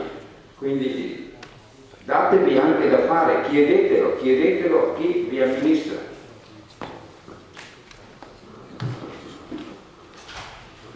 Grazie. Daniele Dal Passo, avevi una domanda? Sì, buonasera, finalmente sentite la mia voce anche. Io provo a rispondere alla domanda posta da qualcuno di voi, precisando che comunque la posizione mia personale non vuole essere l'interpretazione ufficiale di nessuno. L'osservazione della domanda è se sia auspicabile eliminare i vincoli di elevazione al secondo o terzo piano degli edifici per costruire più in alto in modo da ridurre il consumo di territorio. Allora, in linea di principio, ma ripeto, la posizione personale, direi di no, perché abbiamo talmente tanta edilizia dismessa, fatiscente, semi-abbandonata, che sarebbe più auspicabile andare a incentivare, se non altro, il recupero di quella lì. Però non dico al 100% di no. Io sotto stretti vincoli, di tipo urbanistico-paesaggistico, consentirei un'elevazione di un piano dove solo ci sono già realtà urbane con questa tipologia, non totalmente libere, altrimenti arriviamo a degli obrobri architettonici e paesaggistici insopportabili. Vorrei dire un esempio che mi viene in mente. C'è un video che potete vedere su YouTube di Pasolini, che ho scoperto anche essere un urbanista di primo livello, è una persona geniale, che negli anni 70 fa una piccola ripresa insieme a, non so, quell'altro attore famoso che era sempre con lui, e fa una panoramica sulla zona di Orte, un paesino vicino a Roma. Fa vedere che c'è un acquedotto romano, il resto è un acquedotto romano, che scendono dalla collina dove c'è la città e si integra perfettamente col paesaggio e con l'ambiente. Poi scendendo verso valle, diciamo così, questo rudere di acquedotto scompare e come un pugno in un occhio compaiono due cubi, due palazzine di 4-5 piani, proprio due bei quadrati che si vedono come skyline, che sono qualcosa di orripilante. E già allora Pasolini commenta questo video dicendo: quelle due realtà lì non c'entrano nulla con quel paesaggio lì, non c'entrano niente, e le vedrebbe anche un cieco, sono veramente un insulto al bello. Quindi questi insegnamenti, come ha detto prima Don Albino, una cosa sacrosanta. Il bello non è una cosa frivola, una cosa di secondo piano, deve stare anche alla base di tutti i ragionamenti. E vi racconto un altro esempio proprio fresco di ieri, e poi vorrei sentire anche che cosa ne pensa Don Albino. Ieri mi trovavo a Milano in un convegno, era vicino alla zona del Duomo. Al ritorno vado a prendere la metropolitana in piazza Duomo, c'era già buio, piazza illuminata, Duomo stupendo, un gran albero di Natale davanti. Poi guardo sul fianco del Duomo, c'era un maxi schermo con pubblicità a attuazione continua della Samsung. Anche quello era una cosa da mettere in galera a chi ha permesso questa cosa qua. Cioè sul Duomo, uno dei tre più begli esempi di gotico nord europeo che abbiamo, insieme a Chartres e a Colonia, solo in Italia potevano appiccicare uno schermo 4-5 metri di diagonale che sparava immagini pubblicitarie. E allora ho messo su Facebook la foto per vedere le reazioni degli amici, della gente. Allora uno mi ha scritto: sì, ma guarda che il maxi schermo era attaccato all'impalcatura. Vorrebbe vedere che non avessero appeso ai gaveoli o alle guglie oppure con dei fisher avessero attaccati ai mabili della chiesa, ci mancherebbe anche quello. Allora questo poi ha ribattuto dicendo sì, però se a me starebbe anche bene questo se queste ditte sponsorizzano i lavori di restauro. Allora, primo, non so se questa ditta Samsung o chi fosse stesse sponsorizzando qualche restauro, ma seconda cosa, ho detto speriamo che non so, chi produce reggiseni e mutande non si mette in testa di sponsorizzare, che ne so, il restauro di San Pietro attaccando davanti un maxi poster con una foto dei loro prodotti, perché se questa è la condizione perché si permetta queste cose vuol dire che veramente non abbiamo più nessun senso del bello e del limite a questo punto. E purtroppo, dico purtroppo, ho timore che l'opinione pubblica in gran parte in Italia oggi la pensi così, perché manca l'educazione. Agganciandomi, com'è che giustifichiamo noi come occidentali che la più grande industria che abbiamo è quella delle armi? A proposito di pubblicità dei reggiseni o dell'intimo che dicevi tu. E l'industria del mondo occidentale, l'industria delle armi, come la giustifichiamo rispetto alla vita e rispetto ai beni delle risorse perché tutti possano mangiare e vivere? Proviamo a pensare. Siamo dentro la stessa logica, fa soldi. L'industria della guerra fa un sacco di soldi, stessa logica, e cresciamo su quello. Ultima domanda, mi pare che sia per il giornalino, giusto? E poi passo il testimone a fare una conferenza, però io non sono un tecnico, ma penso che ormai tutti quanti siamo. E la domanda è questa: no al diserbo per tutelare la nostra salute e l'immagine della Valpolicella nel mondo. Io lo sottoscrivo con 3 linee, non sono un tecnico competente, ma penso che anche i contadini abbiano cominciato anche quelli che non fanno biologico, abbiano cominciato a capire che per rendere la terra sterile, per sfruttarla e avere tutto e subito, e che per poi avere l'acqua inquinata sotto in falda, ecco, tutte queste pratiche hanno avvelenata, abbiamo terra avvelenata, c'è gente che non manda più i bambini dentro i campi per via delle spruzzate che vengono fatte. C'è un aumento di tumori impressionanti anche nel Veneto riguardo al prosecco. Allora, la domanda, anche qui quel vostro Valpolicella però, la domanda è proprio questa: possiamo rivedere, ma a livello generale, anche con leggi secondo me, per questo ho insistito sulla parte politica, non è l'unica, non è solo il negativo, ma fare delle scelte che aiutino a dare delle risposte comprensive a tutti quanti, non per avere più soldi e più velocità, ma è una cosa. Insomma, ecco, io riguardo a questo credo che ormai ci sia una cultura e una ritentare. Ho sentito l'altro giorno una persona che mi ha detto: io ho provato a casa mia a riprendermi in mano il rapporto con la terra, ma caro mio, non è nato, i frutti che sono stati erano tutti rovinati dai bacchi che c'erano, ne ha fatto pochissimi, la terra non reagisce più, ormai non è più possibile se non buttarci dentro quello che ci andava a dare. E ho detto: c'è una strada, certo, bisogna avere anche la pazienza, non possiamo imporre alla terra la velocità del tempo del computer, la velocità del computer con i tempi biologici che ha. L'abbiamo distrutta riguardo a questo, dobbiamo recuperare l'ansia, può recuperare anche la sua capacità, perché abbiamo sterilizzata in molti casi. E allora io penso che ci sarà un risanamento molto veloce anche riguardo a questo discorso dei pesticidi e di tutti gli altri elementi chimici. Prima parlate, ha richiamato un punto, anche il filmato che ho visto venuto dentro. Rimettere in circolo le cose della terra significa produrre energia. Andare a prendere dal petrolio i prodotti per far funzionare la terra significa distruggere ancora e consumare energia. Ed è importante capire questo aspetto, importantissimo. Non è soltanto una questione di mangiare cose migliori e più sane, e anche su questo, prima è stato accennato a questo, ma scusate, ma che cos'è che serve alla salute? Conviene evitare di andare dal medico per curare il tumore e quindi curare perché non venga il tumore, o conviene invece adoperare tutto in modo poi di essere contenti di essere curati? È importante dare una risposta a queste cose qua. E lo sapete che la vita quotidiana è fatta di aria, di acqua e di terra, e del cibo che ci dà la terra. La nostra vita del corpo, la nostra vita proprio biologica è di queste cose elementari e vanno prese sul serio. E allora dobbiamo darci su questo e in qualche modo lavorare, no? Perché poi io vedo e sono a posto.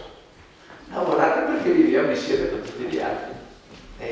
Però siamo ancora distanti, ecco, io lo vedo questo, è una fatica perché siamo cresciuti tutti nel fatto che la crescita quantitativa è stata alla base del nostro risollevamento sociale e alla base di un benessere che non abbiamo mai avuto, non un benessere uguale a questo.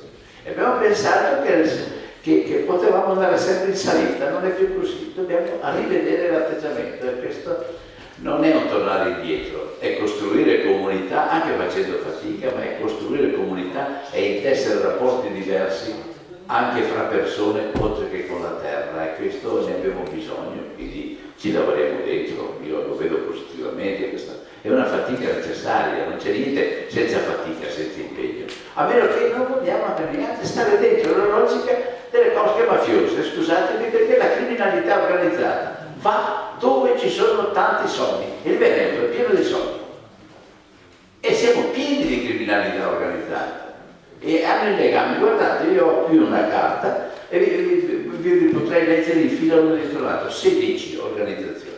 Ne abbiamo Canarola? Certo, e ben fondate, perché casomai ve le leggo anche io, sapete, non ho mica problemi, ma non vorrei andare dopo le risposte. Allora, secondo qualche... Mafia in Veneto, e Verona ha a che fare con la criminalità, con l'andrangheta, la criminalità campana, clan Aniello Fiumara e la Cosca Dragone Arena, con una punta coi casalesi. Ne avete in abbondanza. No, c'è mica da ridere, Soldi attirano grandi organizzazioni, sapete. Scusate, ma no, voglio che mi salutiate col sorriso alla fine, va bene. Come stanno andando via delle persone, vi ricordo che potete lasciare la mail indirizzo perché proseguiremo con il progetto, perché è arrivato dopo, di costruzione di idee inizialmente da proporre alla politica, ma forse anche a studi di fertilità se ci arriviamo, perché abbiamo uno staff tecnico che ci supporta, per cui c'è anche l'ingegnere da passo. Passo il testimone a Marcello per il secondo pacchetto di domande e proposte. Allora, innanzitutto ci dobbiamo scusare perché non riusciremo mai a leggerle tutte, ve lo anticipo già perché ci sono troppe, però prendiamo pubblicamente l'impegno di consegnare tutte le proposte, tutte le domande al gruppo tecnico che si è formato per cercare di redigere questo documento che vorremmo poi proporre alla futura amministrazione. Prima qualcuno aveva citato il biodistretto, mi hanno chiesto se potevo dire due parole, allora, premesso che non ne so molto, però sostanzialmente il biodistretto è una novità che è nata in Toscana per volere di alcuni viticoltori, alcuni agricoltori che si sono uniti sostanzialmente per combattere determinati patogeni della vite in modo biologico. Da lì sono riusciti a coinvolgere le amministrazioni e a fare un programma di agricoltura biologica, raccolta differenziata spinta, alimentazione biologica all'interno delle mense delle pubbliche amministrazioni, delle mense, degli asili, e insomma sono riusciti in qualche modo a coinvolgere la politica nel progetto di sostenibilità ambientale. E il primo comune che l'ha realizzato è, aiutatemi, Greve Impianti. Se voi digitate biodistretto Greve Impianti trovate insomma maggiori informazioni. Ci piacerebbe, non lo nascondiamo, riuscire a proporlo anche alle nostre amministrazioni, ma penso che qui siamo ancora parecchio lontani. Allora, passiamo alla lettura di qualche domanda. Queste due sono simili, sono per Roberto Borghese. Allora, molti comuni possiedono terreni inutilizzati. Non sarebbe pensabile di poterli mettere a disposizione della popolazione per utilizzarli in modo condiviso? E poi, simile, sviluppare e favorire progetti locali di utilizzo dei terreni agricoli in modo pubblico e collettivo, i beni prodotti non per il mercato ma per l'autoconsumo. Poi invece per l'ingegnere del Passo, e un noto tecnico della Valpolicella, ci chiede se è possibile realizzare smettere di realizzare nuove costruzioni in cemento e utilizzare solamente legno e paglia, quindi se ci può dare qualche indicazione su questo tipo di tecnologia di edilizia. E poi sempre per Borghese, direi, visto che si parla di agricoltura, le aziende agricole si dovrebbero impegnare a non avere una sola monocoltura, quindi no alla monocoltura, ma almeno 3, 4, 5. E realizzare siti e zone di protezione, anche qua sto parlando di riservanti ed insetticidi. Ecco, se anche questo può essere possibile e auspicabile. Poi sempre in materia di agricoltura, visto che questa è una domanda un po' più tecnica, se ci sai dare una risposta in merito alle leggi che esistono. Coesistenza tra agricoltura convenzionale e agricoltura biologica. In merito alla problematica della deriva dei pesticidi, come vedete la situazione e quali leggi tutelano i produttori bio? I comuni possono fare qualcosa? E poi l'ultima, dopo passo la parola ai relatori, questa è per Don Albino, se parla domanda, 2 punti. A Venezia il 30 del 11 eravamo in molti e c'eravate tutti. Come pensate di procedere per amministrare questo successo? A voi la parola. Andiamo. Allora, rapidamente, poi dopo sono ovviamente a disposizione anche nei prossimi giorni per approfondire i temi, restiamo assolutamente in contatto perché più che domande sarebbero tutti i titoli della conferenza questi.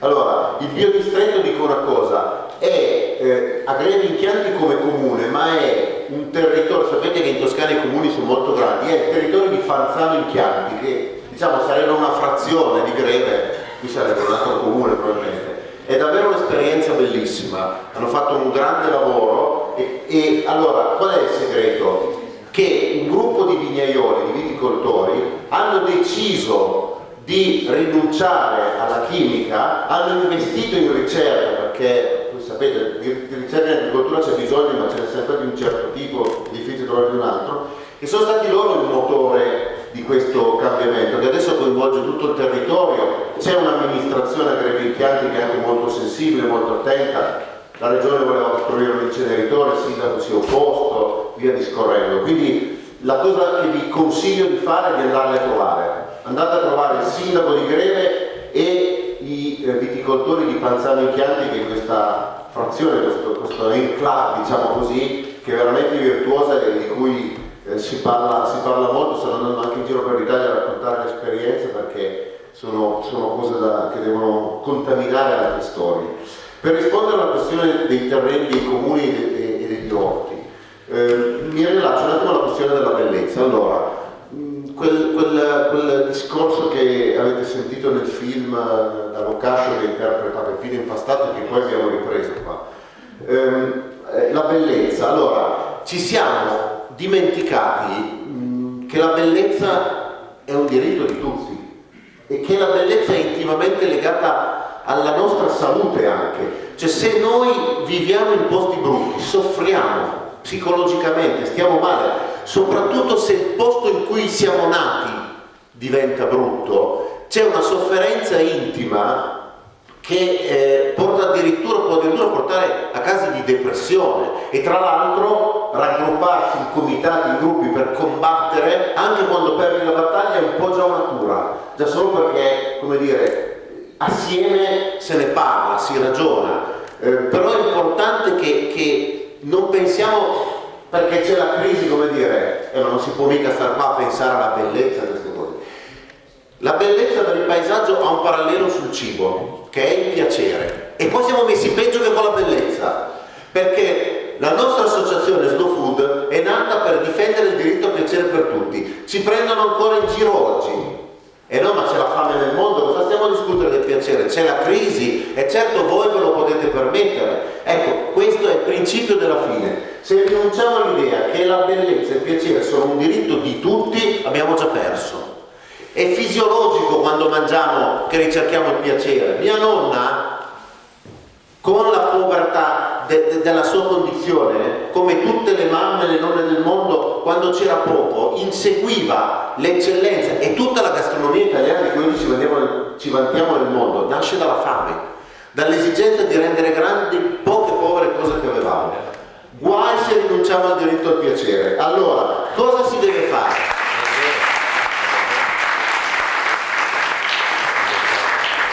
Ci va educazione, non c'è un'altra strada, l'hai detto, l'avete detto tutti, educazione alla bellezza, educazione al piacere, che vuol dire educazione al gusto. E allora arriviamo agli orti, eccoci qua.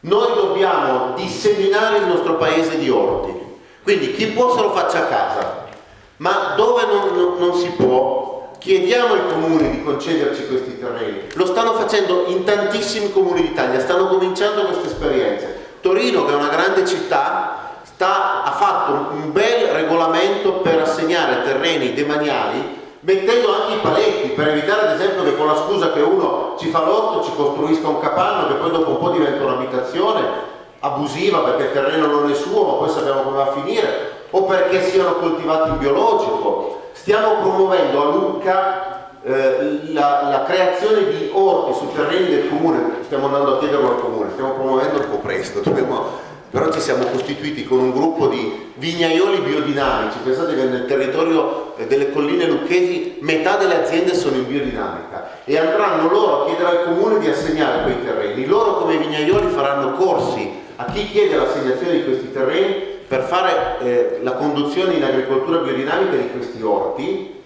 ovviamente per l'autoproduzione anche, ma qua è per educazione. E allora la cosa più bella che ha fatto Slow Food in questi anni in Italia sono 450 orti nelle scuole. La cosa più bella che abbiamo fatto. Guardate, una volta ho visto in provincia di Genova una scuola dove i bambini sapevano i nomi scientifici delle piante, bambini delle elementari, straordinario. Cioè, e li avevano voluti studiare loro, dove in mensa mangiavano verdure, alcune prodotte proprio solo del territorio che io neanche avevo mai visto e conosciuto. Bisogna fare educazione, prendere quei terreni disponibili per fare orti, prima di tutto con finalità educativa, anche rieducativa per tutti noi. Poi certo anche per autoproduzione, per sussistenza, ma prima di tutto dobbiamo pensare all'aspetto educativo.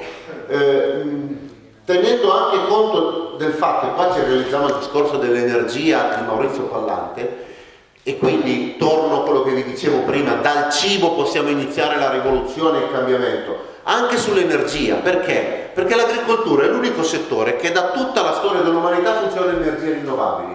La fotosintesi, che trasforma l'energia che ci dà il sole in energia edibile per tutti noi, che è quella che ci fa andare avanti e ci fa campare. Quindi dall'agricoltura andiamo anche a imparare come può funzionare un sistema energetico davvero sostenibile. Quindi ovviamente il discorso sulla domanda sulle aziende agricole diciamo monoculturali, policulturali, ma non c'è neanche da discutere un minuto. Il futuro dell'agricoltura è in aziende diciamo multifunzionali, che oltre a fare tante culture che sono più utili al paesaggio, alla bellezza, alla salute, al mantenimento della fertilità dei suoli, contribuiscono anche meglio a fare economia dell'azienda agricola e si integrano anche con altre attività, come possono essere una vera accoglienza agrituristica, per esempio, che poi si ricollega anche al fatto di fare ad esempio piste ciclabili. Allora ne approfitto per dire una cosa anche su questo: in giro per l'Italia stanno fiorendo di questi progetti. Poi mancano i soldi, perché sapete c'è un progetto del Politecnico di Milano che noi abbiamo promosso come Slow Food, abbiamo patrocinato insieme ad altri come Slow Food, di fare una pista ciclabile che va da Venezia a Torino, la Veneto si chiama, bellissima. È la grande opera di cui ha bisogno il nostro paese, però non ci sono i soldi, perché sapete costa ben 80 milioni di euro, 300-400 metri di alta velocità più o meno. Ma sarebbe un'opera straordinaria, perché non solo diventerebbe un'infrastruttura utilizzabile anche da chi vive su quei territori, ma davvero dal punto di vista turistico, ma non solo per gli americani o i tedeschi, anche per noi, che in tempi di crisi potremmo permetterci di fare le vacanze prendendo la bicicletta e andando a 30 km da dove viviamo e ci sembrerà di essere in Germania. Una roba straordinaria, ma non sto facendo delle battute, proprio così. Non andiamo più in ferie a casa nostra, perché... San Giacomo Compostela? Certo, ma noi corriamo sulle autostrade e non vediamo più i territori. La riscoperta dei territori ci permetterebbe davvero un turismo sostenibile anche per le tasche. La coesistenza tra convenzionale e biologico, ne parlavamo prima a tavola. Io da anni dico che bisognerebbe ribaltare il meccanismo, cioè sono quelli che fanno agricoltura convenzionale che dovrebbero certificare, non quelli che fanno biologico. Cioè quelli che fanno convenzionale dovrebbero dichiarare che trattamenti hanno fatto e con che cosa. Anche quelli che fanno biologico, perché c'è biologico e biologico, cioè puoi usare un 500 grammi o 6 kg di rame, no? E quindi fa differenza e che tipo di rame è usato, eccetera. Però il concetto è che l'agricoltura del futuro e l'alimentazione del futuro hanno bisogno di meccanismi trasparenti dove il coproduttore, come lo chiamiamo noi, può ricevere semplicemente le informazioni. C'è scritto, noi abbiamo inventato per i produttori con cui lavoriamo sui nostri presidi l'etichetta narrante, cioè un'etichetta, perché l'etichetta di legge dice tutto meno le cose che ci serve sapere dei cibi.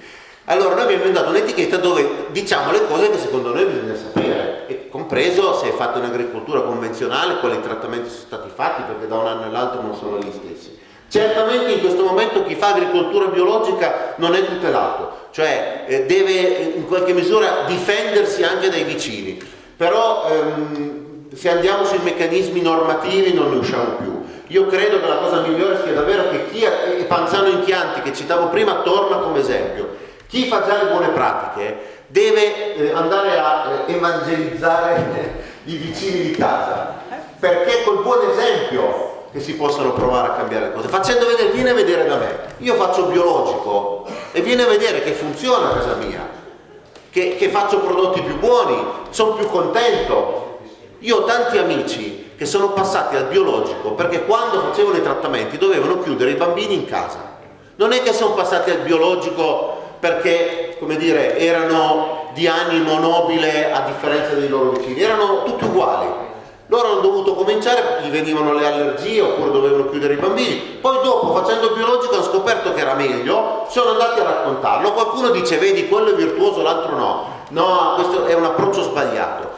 Se qualcuno che è virtuoso pensa di essere virtuoso meglio degli altri, si chiude in casa, è il primo a generare la nostra sconfitta. Non è colpa sua, la colpa è dei cattivi, ma i buoni che si tengono buoni per se stessi e basta non ci servono più a nulla. Abbiamo bisogno di buoni o anche solo di mezzi buoni che hanno voglia di mettersi in gioco, di rischiare, di sbagliare, ma di capire che da soli non andiamo da nessuna parte. Ce la facciamo solo se ci mettiamo tutti assieme. E quindi diciamo un po' provato a legare tutte queste domande, ma anche le proposte che ho sentito prima, perché c'è un filo rosso che tiene tutto unito. Se andiamo per pezzi possiamo fare qualcosa di buono, ma non vinciamo la sfida.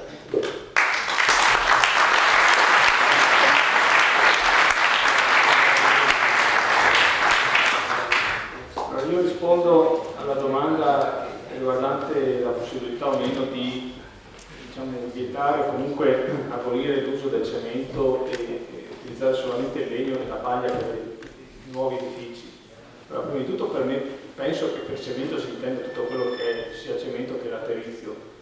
E per quanto appunto la domanda stessa, io direi sostanzialmente di no, cioè non vedo motivo per cui bisogna pur vietare una tecnologia costruttiva che, pensiamoci bene, fa anche parte comunque della cultura dei porti. Noi possiamo trasformare tutti in bianco, tutti i muratori e imprese in ditte che fanno solamente abitazioni in legno.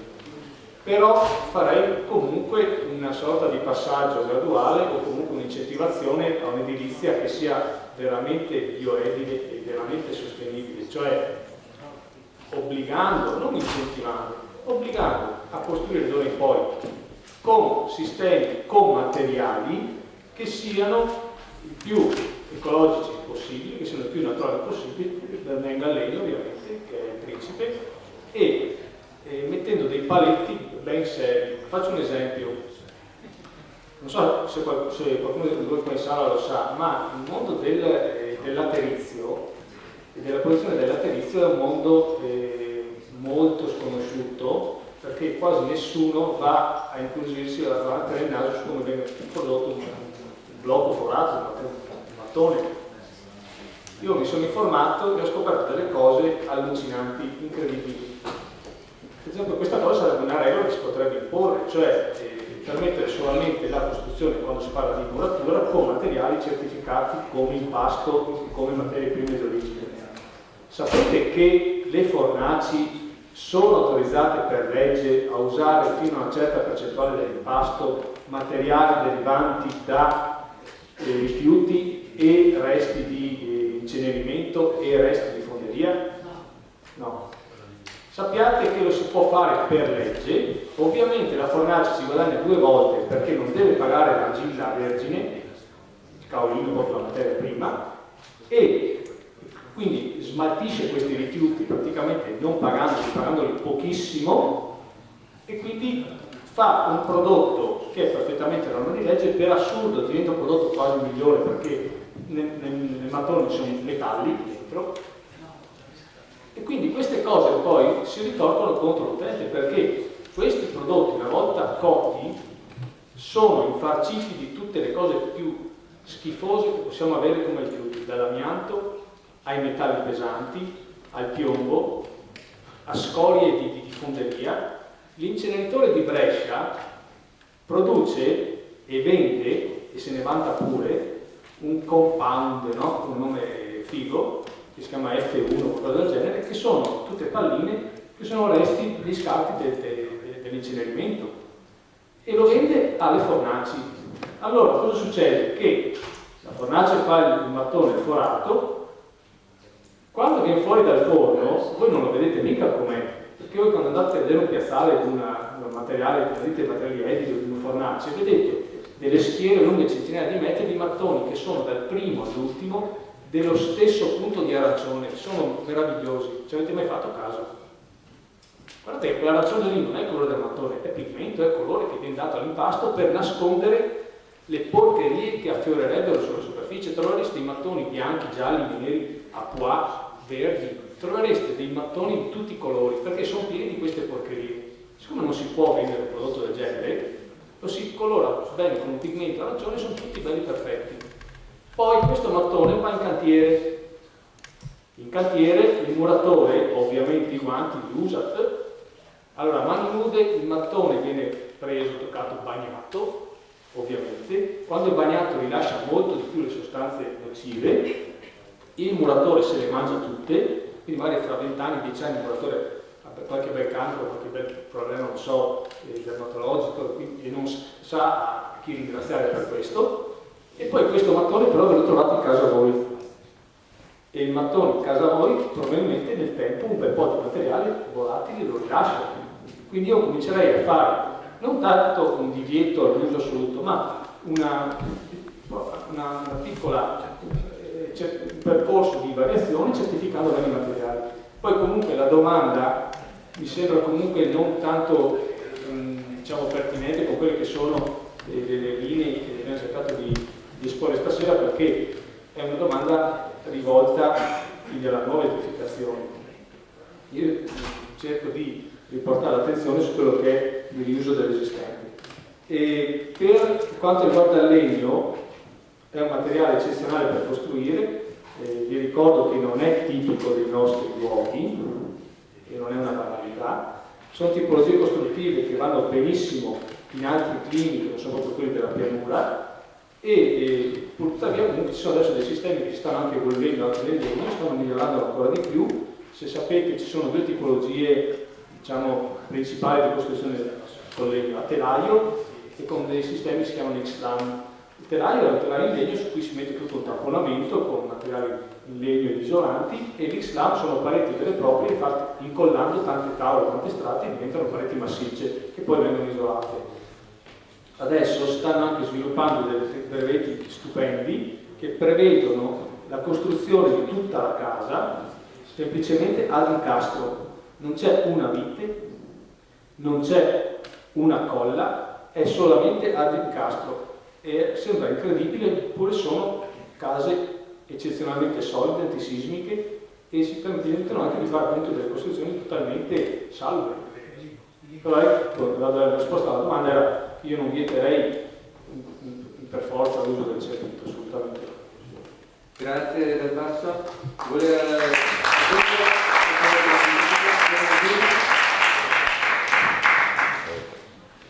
Non si sente? Ne vedi tutto, va bene. Allora, tranquillo.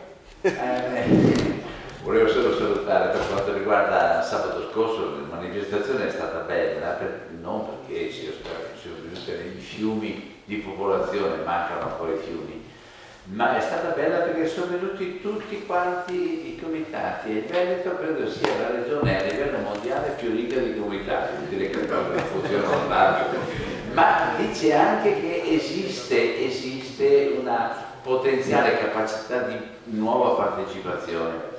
Io devo dire che fino a questo momento le leggi e mi permettete, la classe politica si è inquinata con l'economia. Sono i soldi delle varie cooperative, delle varie costruzioni che hanno inquinato dall'interno i partiti, per me, quello che penso io è, forse che sbaglio. E allora anche la classe politica è stata abbastanza inquinata riguardo alle scelte che sono state fatte. Ma la cosa bella è che c'è una grande varietà di comitati, di gente che ha competenza, che offre alternative, avete sentito adesso, offre alternative, e non ha interesse privato, che non è una piccola cosa, coi tempi che corrono.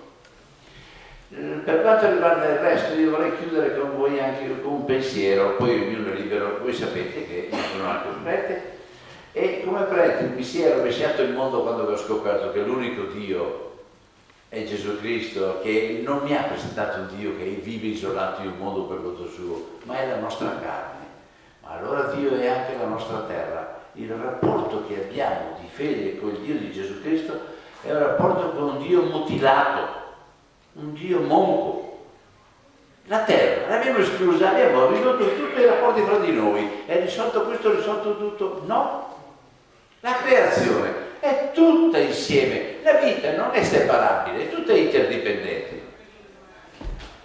Facciamo rientrare anche la terra, perché il rapporto con Dio passa anche attraverso il nostro atteggiamento con la terra. Scusate, ho fatto da prete alla finale, ma mi pare sia giusto, non è un cattivo pensiero per nessuno, potete anche non credere, ma voglio dire, non è un cattivo pensiero. Io vi auguro una buona notte. Per quanto riguarda Venezia, come andare avanti, non lo so mica, credo che non ho mica niente in mano. È stato bello però che i comitati abbiano sentito l'esigenza di trovarsi insieme. È bello mettere insieme alcuni obiettivi sui quali vediamo che a livello politico si va per strade che rimangono quelle vecchie. Non lo so che cosa sceglieremo, io non ho in mano niente. Quando mi sono messo a coordinare i comitati ho fatto fiasco. Con il digiuno i comitati hanno capito che c'è qualche cosa dove tutti quanti possiamo impegnarci, e vediamo se siamo capaci di andare avanti liberamente impegnandoci. Grazie e buonanotte.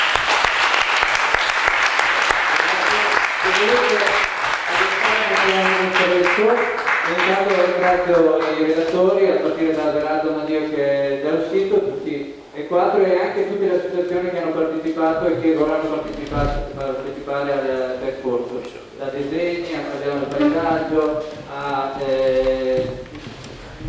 non le ricordo tutte perché sennò andremo lunghi.